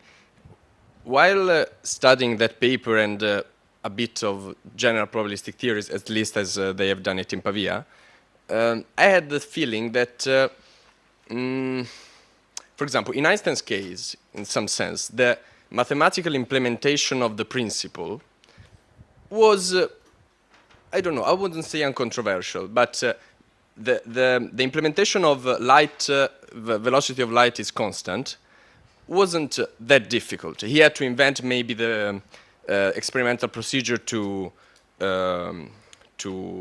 implement it, but it wasn't that controversial. I feel like these different physical principles, their mathematical implementation or their implementation in the models of the different general probabilistic theories, I don't feel always that I don't see their immediate justification of their implementation. You know what I mean? Yeah. It's so. What I want to ask precisely is for example, a principle like tomographic locality, a principle like causality, a principle like how to represent a composite system. How much consensus is there on that? Because How much consensus is there on how to interpret the principle, do you mean? No, how to apply mathematically. Oh, how to apply them mathematically like formalize the principle. Exactly, yeah, that's better. Yeah. And sorry, one last thing, because I feel like from outside, the first time that you read it, that's the first question. Why this gigantic physical principle has to have this formalization? Yeah. And because from that, everything follows, you know? Okay, so I think my sense is that with the reconstruction programs that we have today that are successful, that get the formulas of quantum theory, they're actually, unlike what Einstein did in a particular sense, which is they don't start with some kind of intuitive physical principles which they then mathematically formalize and then use to derive quantum theory. It sort of goes the other way. It's like, okay, we have this target, which is quantum theory, which is formalized mathematically, and then we see kind of mathematically what sorts of constraints could get us there, and then we take that and we call that a principle. So you sort of study it and you say, oh, this particular assumption about how things compose, what does it mean? Oh, it means that I could do tomography just doing local measurements. So I'm going to elevate that to a principle now. Oh, I can do tomography just using local measurements. Now, if you ask carefully, like, well, what does that mean exactly, that you can get away with local measurements by doing tomography when you're doing tomography? So we actually at Perimeter wrote a paper recently about kind of the meaning of the principle of tomographic locality. And again, we went looking among different ways the world could have been for sort of interpretations of that principle, right? So we try to get some insight on like what's it really saying? Like does it say, for example, that there must be holistic properties in any theory that violates the principle? Like if you can't do it, like in real quantum theory, does that mean you have some sort of holism, that there's properties that can't be reduced to properties of the components? And what we argue in that paper is no, you can't interpret it that way. Even though in a lot of the literature it is kind of often interpreted that way, as kind of no tomographic non-locality is usually interpreted as no holism. And so we say, well, that doesn't seem quite right, that's not the right interpretation. So in other words, like in a lot of this axiomatization program, there's a question of like, what is the interpretation of this mathematical condition? We've given it a name, we kind of understand what it means, but maybe we don't really know how to interpret properly. Whereas I think in Einstein's case, he was really starting from sort of principles that were pre-existing, had a clear meaning, and then formalizing them. And there it would be more appropriate to challenge whether you've formalized this pre-existing intuitive notion adequately. So what we're going to see next is a different kind of axiomatization that starts from a realist point of view, starts with some intuitive principles, doesn't get to the quantum formalism, so it fails in that sense. But it's more like what, we were just this alternative, where it's sort of like, oh yeah, I've got this idea, and now I formalize it. And that's where we can sort of argue, well, have we formalized it properly or not? But that's not how most of the axiomatizations that do derive the quantum formalism, that's not really how they work. But maybe that's sort of in the question we had before, maybe that's what we would like to see more of, where maybe we have some sort of pre-existing principles that we think are good, like no signaling and a few others, that it's sort of clear what their meaning is. And if somebody could show, okay, those principles, which you already know, I didn't have to give them a new name and introduce them to you, but you already knew them, you know what they mean. Now I'm going to argue that this is how you should formalize them, and look, I've derived quantum theory. That would be, I think, more satisfactory if we had something like that. Yes? Yeah, so at some point you mentioned... Thank you. So at some point you mentioned that this principle of tomographic locality is an axiom to derive reality. So I wonder if this principle is a principle of reality or a principle of quantum theory, because does it rules out the possibility of real quantum theory to be an accurate description of reality, or just of quantum theory? I don't know if I'm clear. Well, it's the argument I made was that we're actually sort of down here. We're not talking about realist interpretations in what I just said. That we're characterizing quantum theory operationally, and we're thinking of tomographic locality as a kind of constraint on what I can do. Can I tomographically characterize my state using only local measurements? You can sort of think of that pragmatically. So the idea is that tomographic locality is somehow either operational or a pragmatic principle, and what we're deriving is an operational version of quantum theory. So we're kind of divorced from realist interpretations. Although you might argue if you've got a fancy new axiomatization of quantum theory, maybe that'll steer you to what does it all mean? How should I think of it realistically?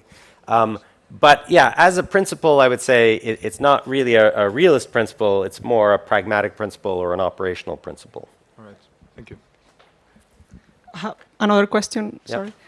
For the tomographic locality, it is defined with the tensor product construction. Has it been done with the commutative description, kind of with Tyrell's problem, that you have sets of operations that do commute but cannot be written as the tensor product? Yeah, so I think you're referring to the fact that in infinite dimensional Hilbert spaces, there's a difference between a tensor product and mere commutation. I don't know if anyone's worked on that and wondered about tomographic locality in those infinite dimensional systems. I know there's been a little bit of work trying to extend the framework of GPTs to the case of infinite dimensional systems so that you could capture, a quantum theory for continuous variable systems, for example, in quantum field theory. But I'm not an expert on that, so I don't know the answer to your question. Thanks. All right, well, let me move on and tell you just a little bit about pursuing kind of this axiomatic project, but starting from a realist point of view. So, up in the far right. So something like some picture of what's going on ontologically, and trying to get some insight or trying to derive the operational framework of quantum theory from that. So that's what I mean. It's an example of this arrow here, axiomatization from realist principles. So this is so I'm going to tell you a little bit about an old paper of mine where I sort of described this foil theory as a toy theory. It reproduces a lot of phenomenology of quantum theory. And then there was some follow-up paper that sort of did it a little bit more cleanly, and I'm going to tell you about the cleaner derivation here. So if any of you have seen the first paper, this will be a slightly different characterization. The follow-up paper realized that a really elegant way of characterizing this is in terms of what's called symplectic structure, so like a phase space. So you're sort of familiar in classical mechanics with the idea of phase space. So you have a configuration space where, for instance, if you have n particles in 1D, I have a bunch of positions for each particle. And then the phase space is where I have a position and a momentum for each particle. Okay, so I'll use m to represent the point in phase space. And now, again, I'm just telling you sort of standard stuff from classical mechanics. I can define functionals over this phase space, so functions from the phase space to the reals. An example would be the position of the kth particle. That just looks at the overall phase space points and extracts the coordinate of the kth particle from that. Or the momentum of the kth particle would be another functional. Or, more complicated functions with all the coordinates. And then we have this notion of a Poisson bracket over the functionals, where I take the partial derivative of the functional f with respect to xi, the partial derivative of the functional g with respect to pi, and I subtract off the kind of case where I'm swapping the partials, so it's p on the first, x on the second, and I sum over all the particles. That's the general Poisson bracket. And now I can sort of ask whether a given pair of functionals lead to a Poisson bracket that vanishes on the phase space. Is this function everywhere 0? And that's where we get this notion of conjugate variables in classical mechanics. So position is conjugate to momentum in the sense that their Poisson bracket is not 0. So it's a classical analog of the notion of the matrix commutator. So we're familiar in quantum mechanics with commutators being 0 or not. That determines whether things can be jointly measured in quantum mechanics. Well, we have that in classical symplectic theories as well, this notion of a Poisson bracket. And the idea of this toy theory is going to be, whereas in quantum mechanics, non-commutation meant you couldn't measure things simultaneously, in this theory, Poisson non-commutation is going to mean that you can't know these variables simultaneously. So the theory is going to say, look, there's some classical reality out there, and there's a limit on how much you can know about it. And the structure, the symplectic structure, is what determines the things you can know jointly. So, for a single system, you can know the position, but then you can't also know the momentum. Or you can know the momentum, but then you can't also know the position. So that's an axiom, this sort of constraint on knowledge. But it's articulated in a realist interpretation where it's sort of clear how I ought to represent knowledge just by probability distributions. It's clear what the reality is. And so it's pretty clear how we ought to implement this principle mathematically, this limitation on knowledge. And then it turns out that it's going to yield something that's very close to the formalism of quantum theory. To make life a little bit easier, I'm going to do this not for a continuous variable system where the phase space is just this Euclidean phase space where each coordinate is defined over the reals. I'm going to do it in the thin air of this Z2 field. So this is just the Boolean, 0 and 1. So I could say, oh, you have a coordinate which can only take the value 0 or 1. So think of it as a very discrete approximation to space, right? You can be here or there, and that's it. And then it's the same with the momenta. Every momentum variable only takes the value 0 or 1. Your functionals on phase space are defined on this overall discrete phase space, and they also take values just 0 or 1. Everything else, so the phase space functionals are kind of the same. I can define position and momentum functionals just by picking out these coordinates. The only thing that's changed is the field that the coordinates are drawn from. It's this finite field rather than the reals now. Okay, there is one nuisance, which is partial derivatives are no longer defined once you have this discrete structure. Okay, but we sort of know that, oh, I can often approximate a partial derivative by a finite difference equation. And it turns out you can define a Poisson bracket using finite differences where you displace in phase space by sort of a step. And so this is basically the discrete analog of that usual expression. And you can work out that this actually corresponds to what you would expect for the definition of the Poisson bracket if you took a more sophisticated mathematical approach and used the tools of symplectic geometry and symplectic forms. And anyways, there's a bunch of complicated mathematics that says, yeah, this is the right notion of Poisson bracket here.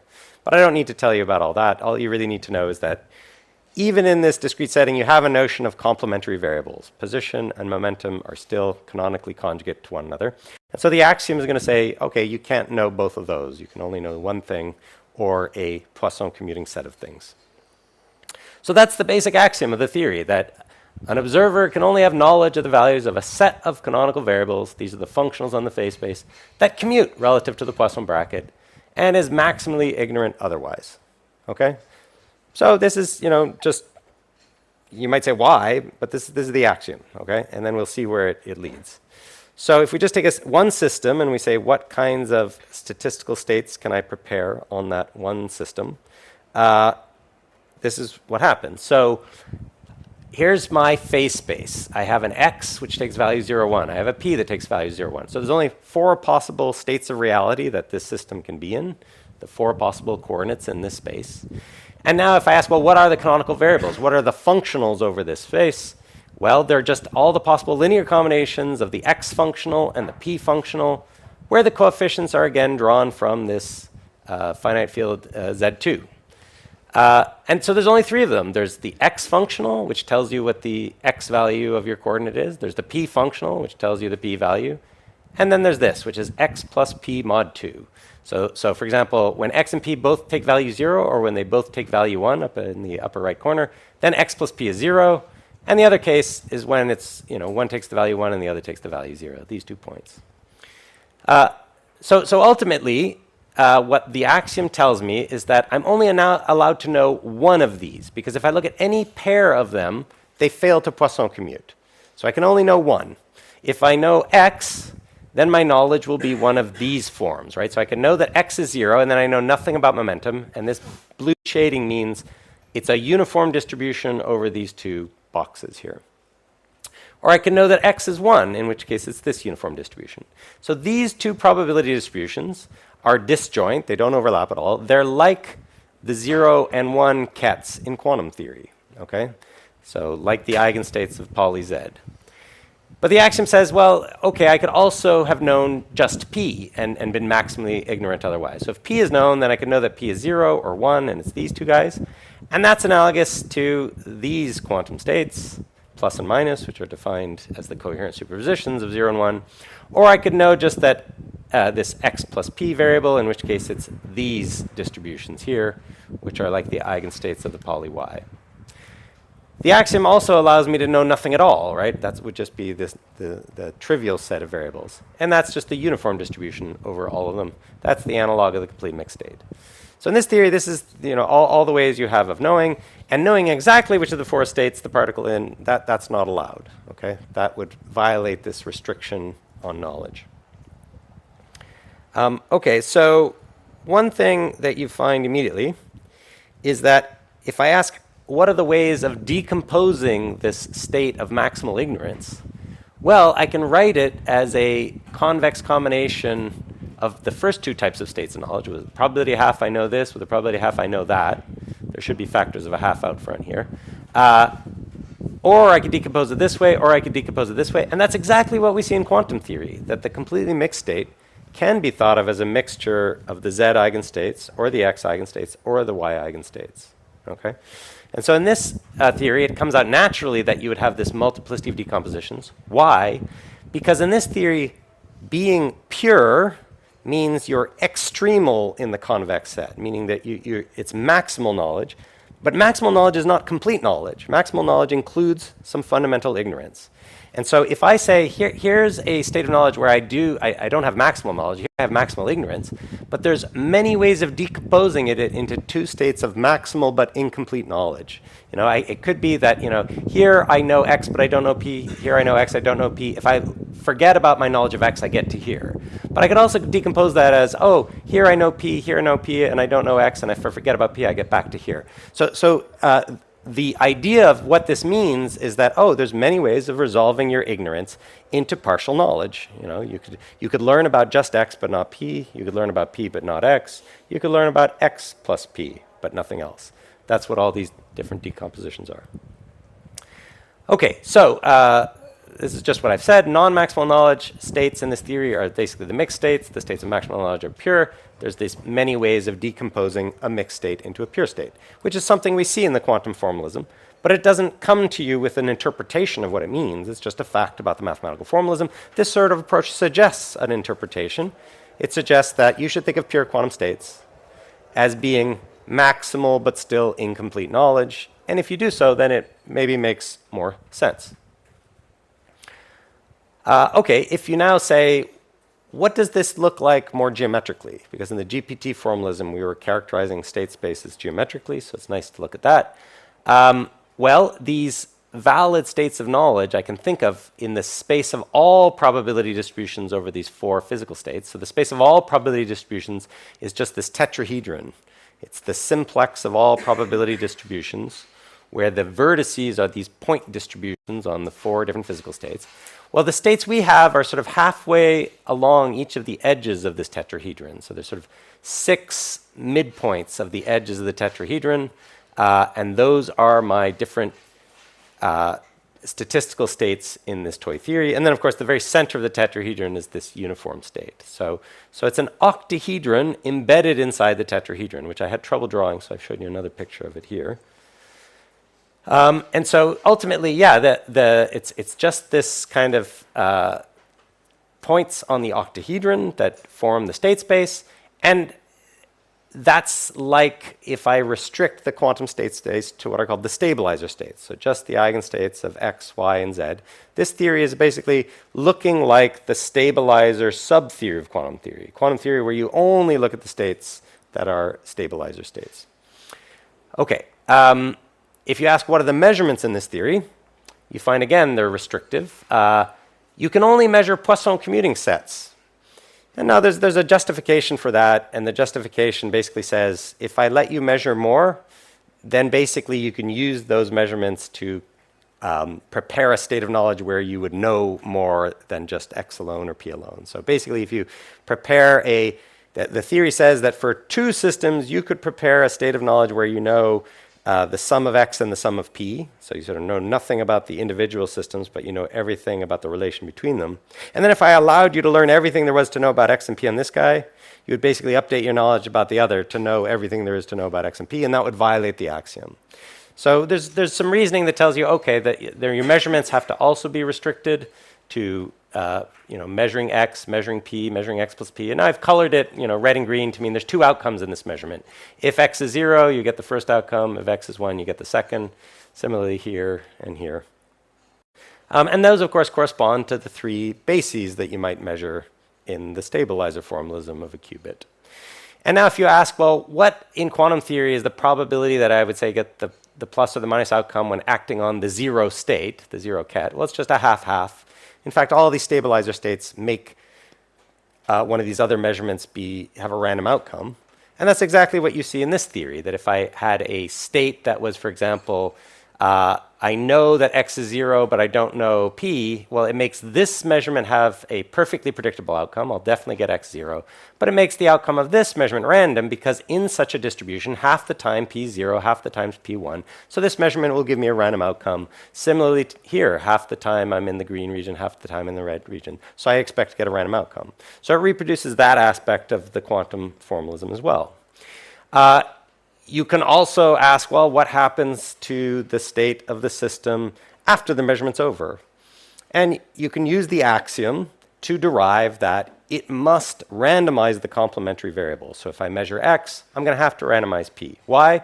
Because if I didn't, I could measure X and then measure P, and then I would know too much. I would know both X and P.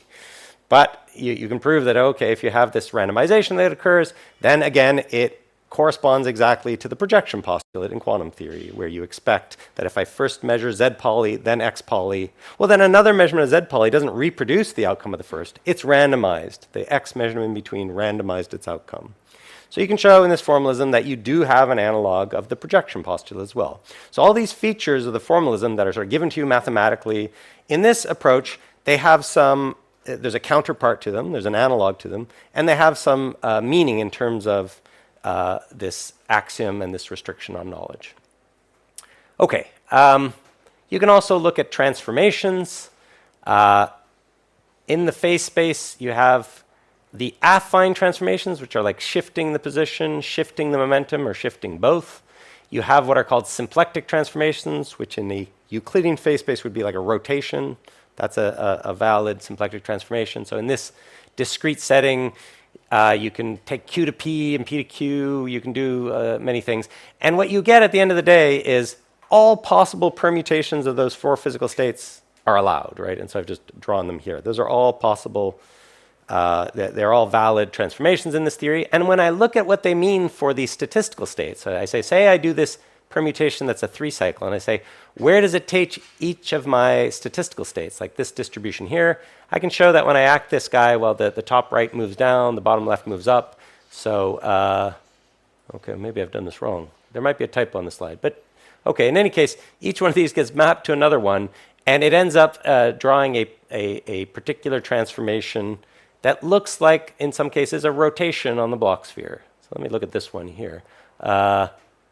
Yeah, if I take this guy and I act it on him, then this one moves over and this one goes here. No, it's still, It's right? What am I doing wrong? If this guy moves over and this guy moves across, oh yeah, then I get, no, I think I'm supposed to get this one. I think I messed up these slides. That I think all the arrows, the red arrows should be pointing in the opposite direction to where they're pointing. So sorry about that.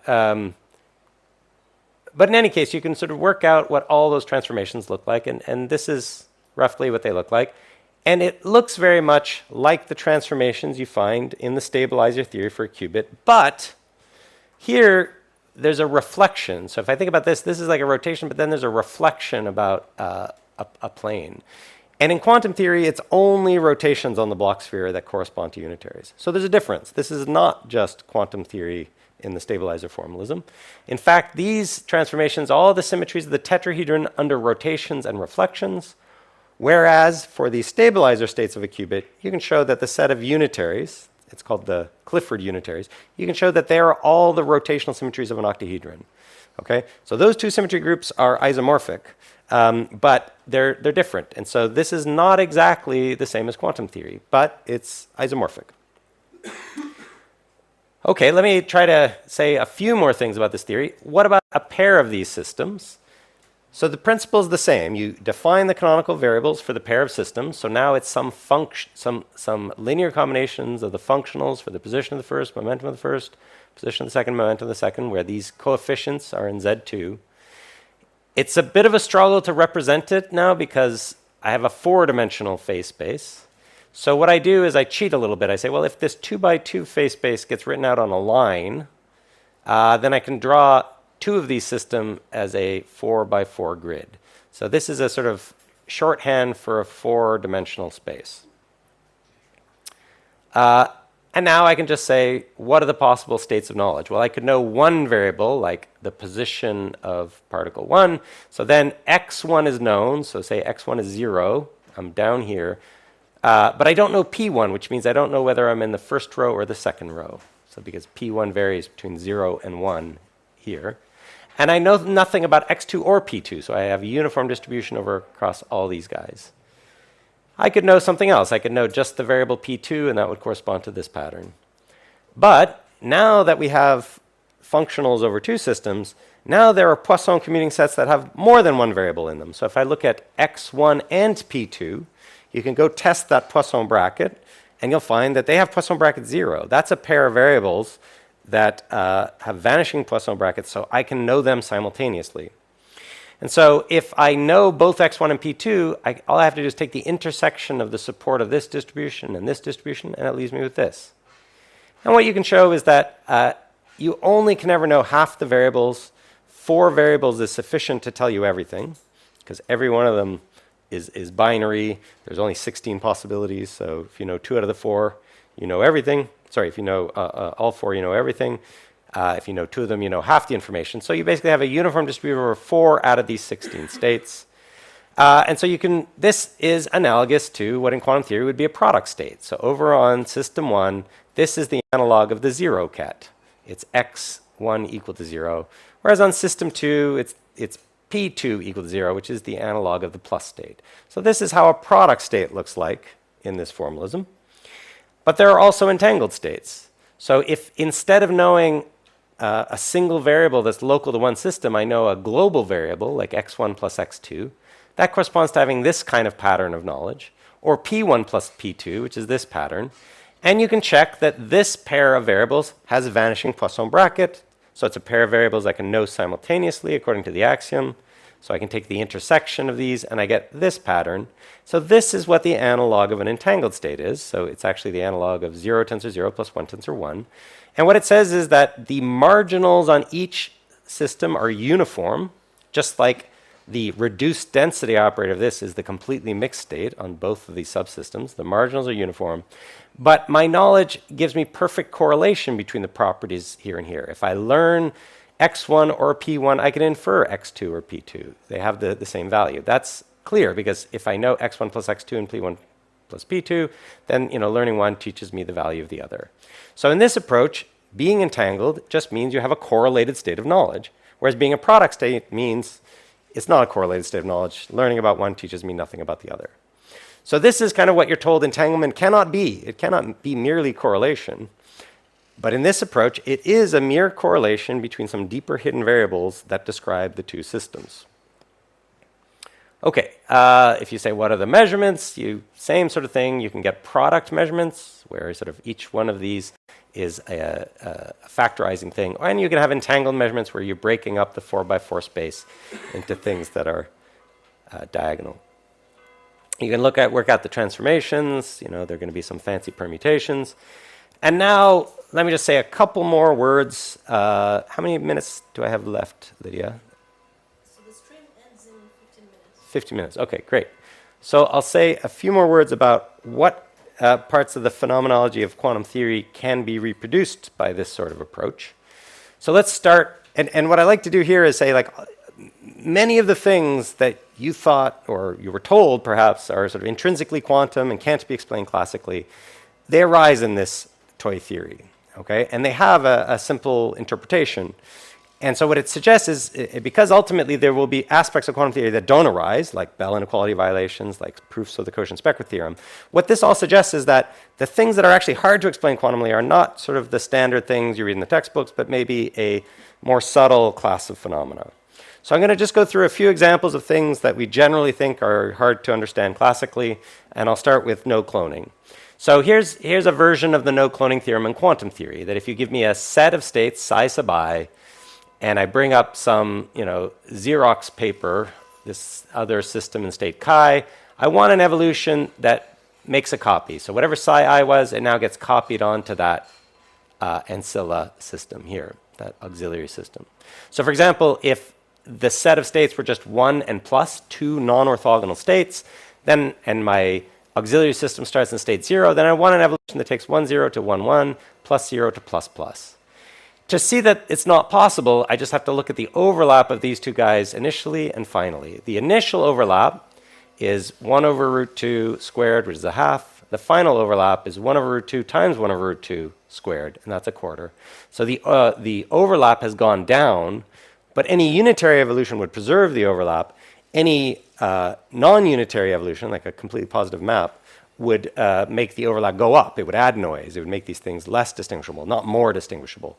So this is basically saying, cloning would require an evolution that take my states to even more distinguishable states. That sort of, it would violate what in information theory is the data processing inequality. I can't, by processing something, make two signals more distinguishable.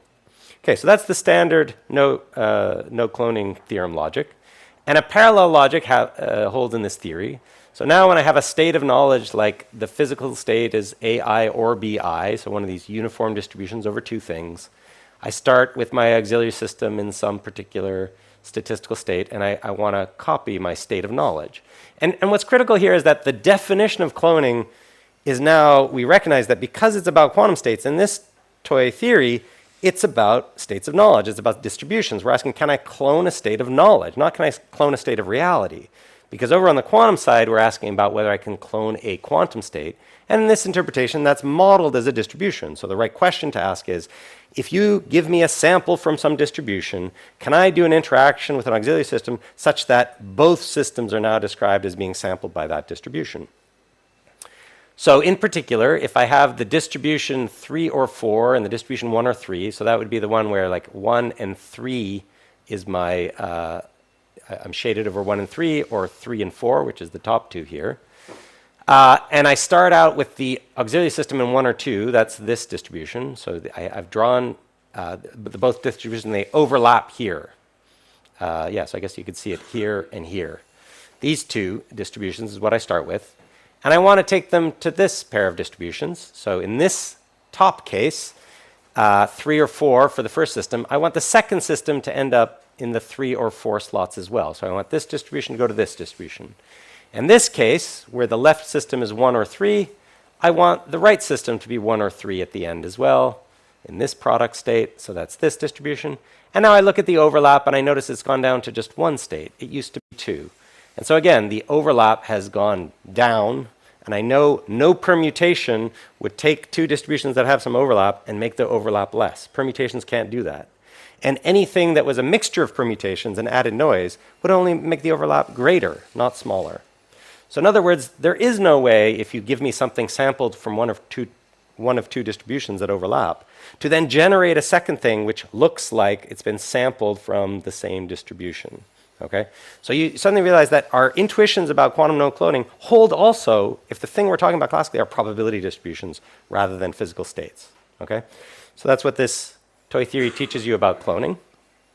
There's also this Einstein-Podolsky-Rosen steering phenomena, which the toy theory reproduces again. So here I've drawn an entangled state between two quantum particles, here and here.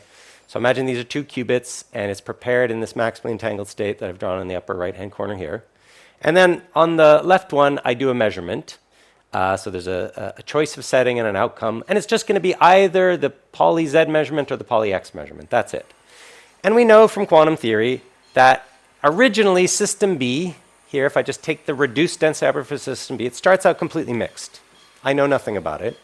And if I do a measurement of Pauli Z on the left, I collapse system B to an eigenstate of Pauli Z. So system B is either going to go to the state 0 or 1, depending what outcome I got on system A.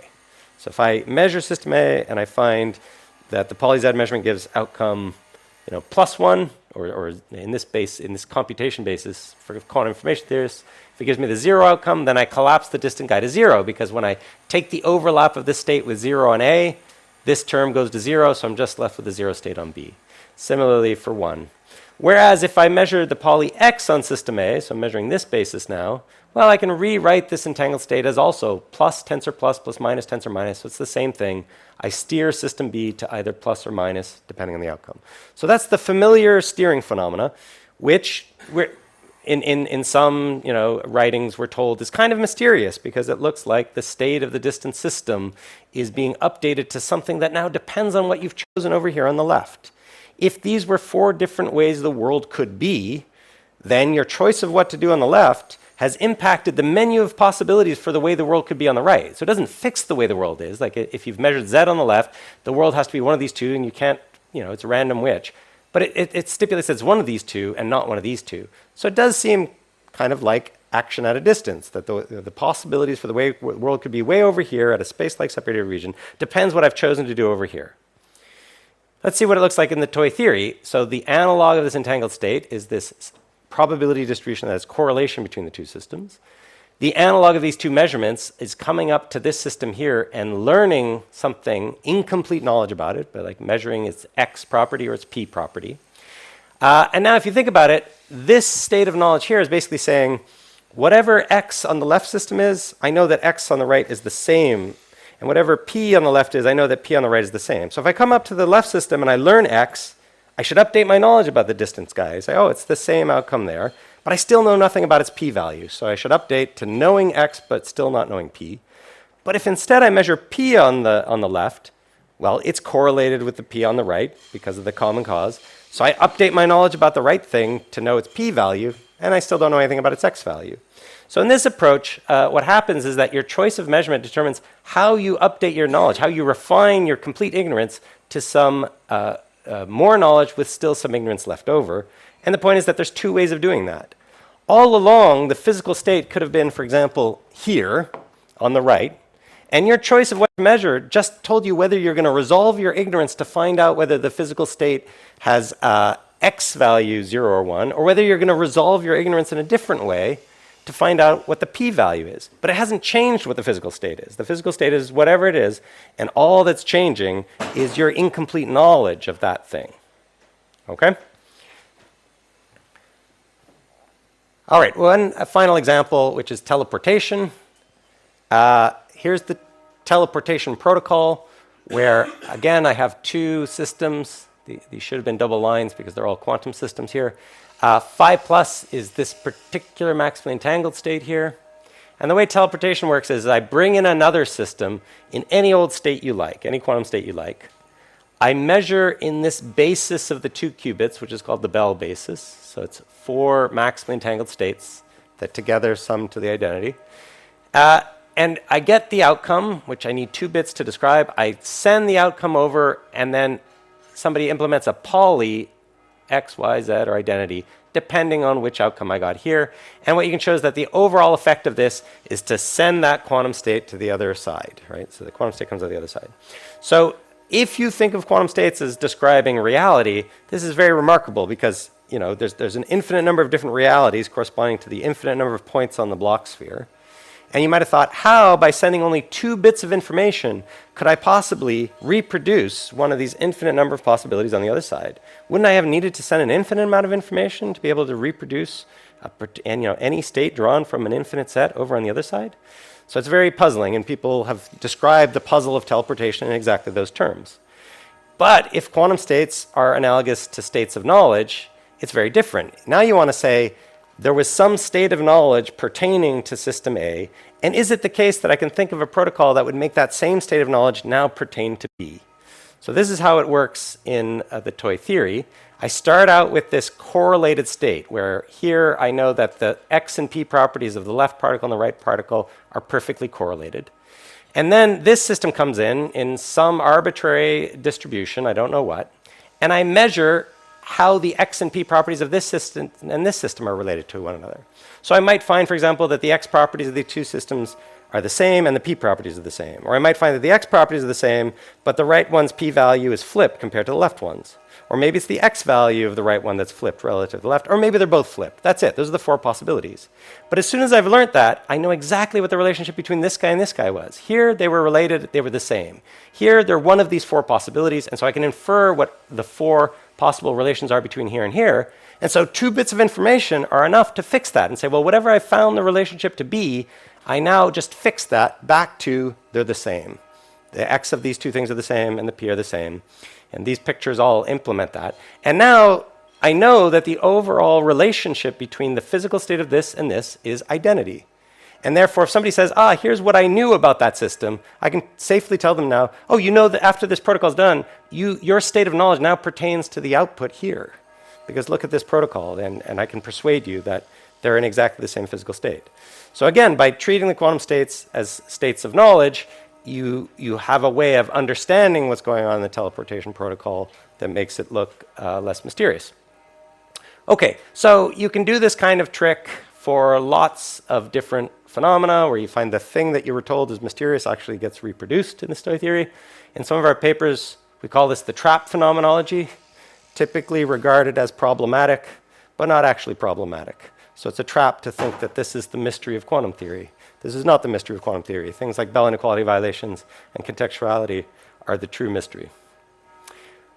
Okay, if you look at the toy theory as a GPT, it looks just like the stabilizer states and the stabilizer effects. So it has this octahedral structure.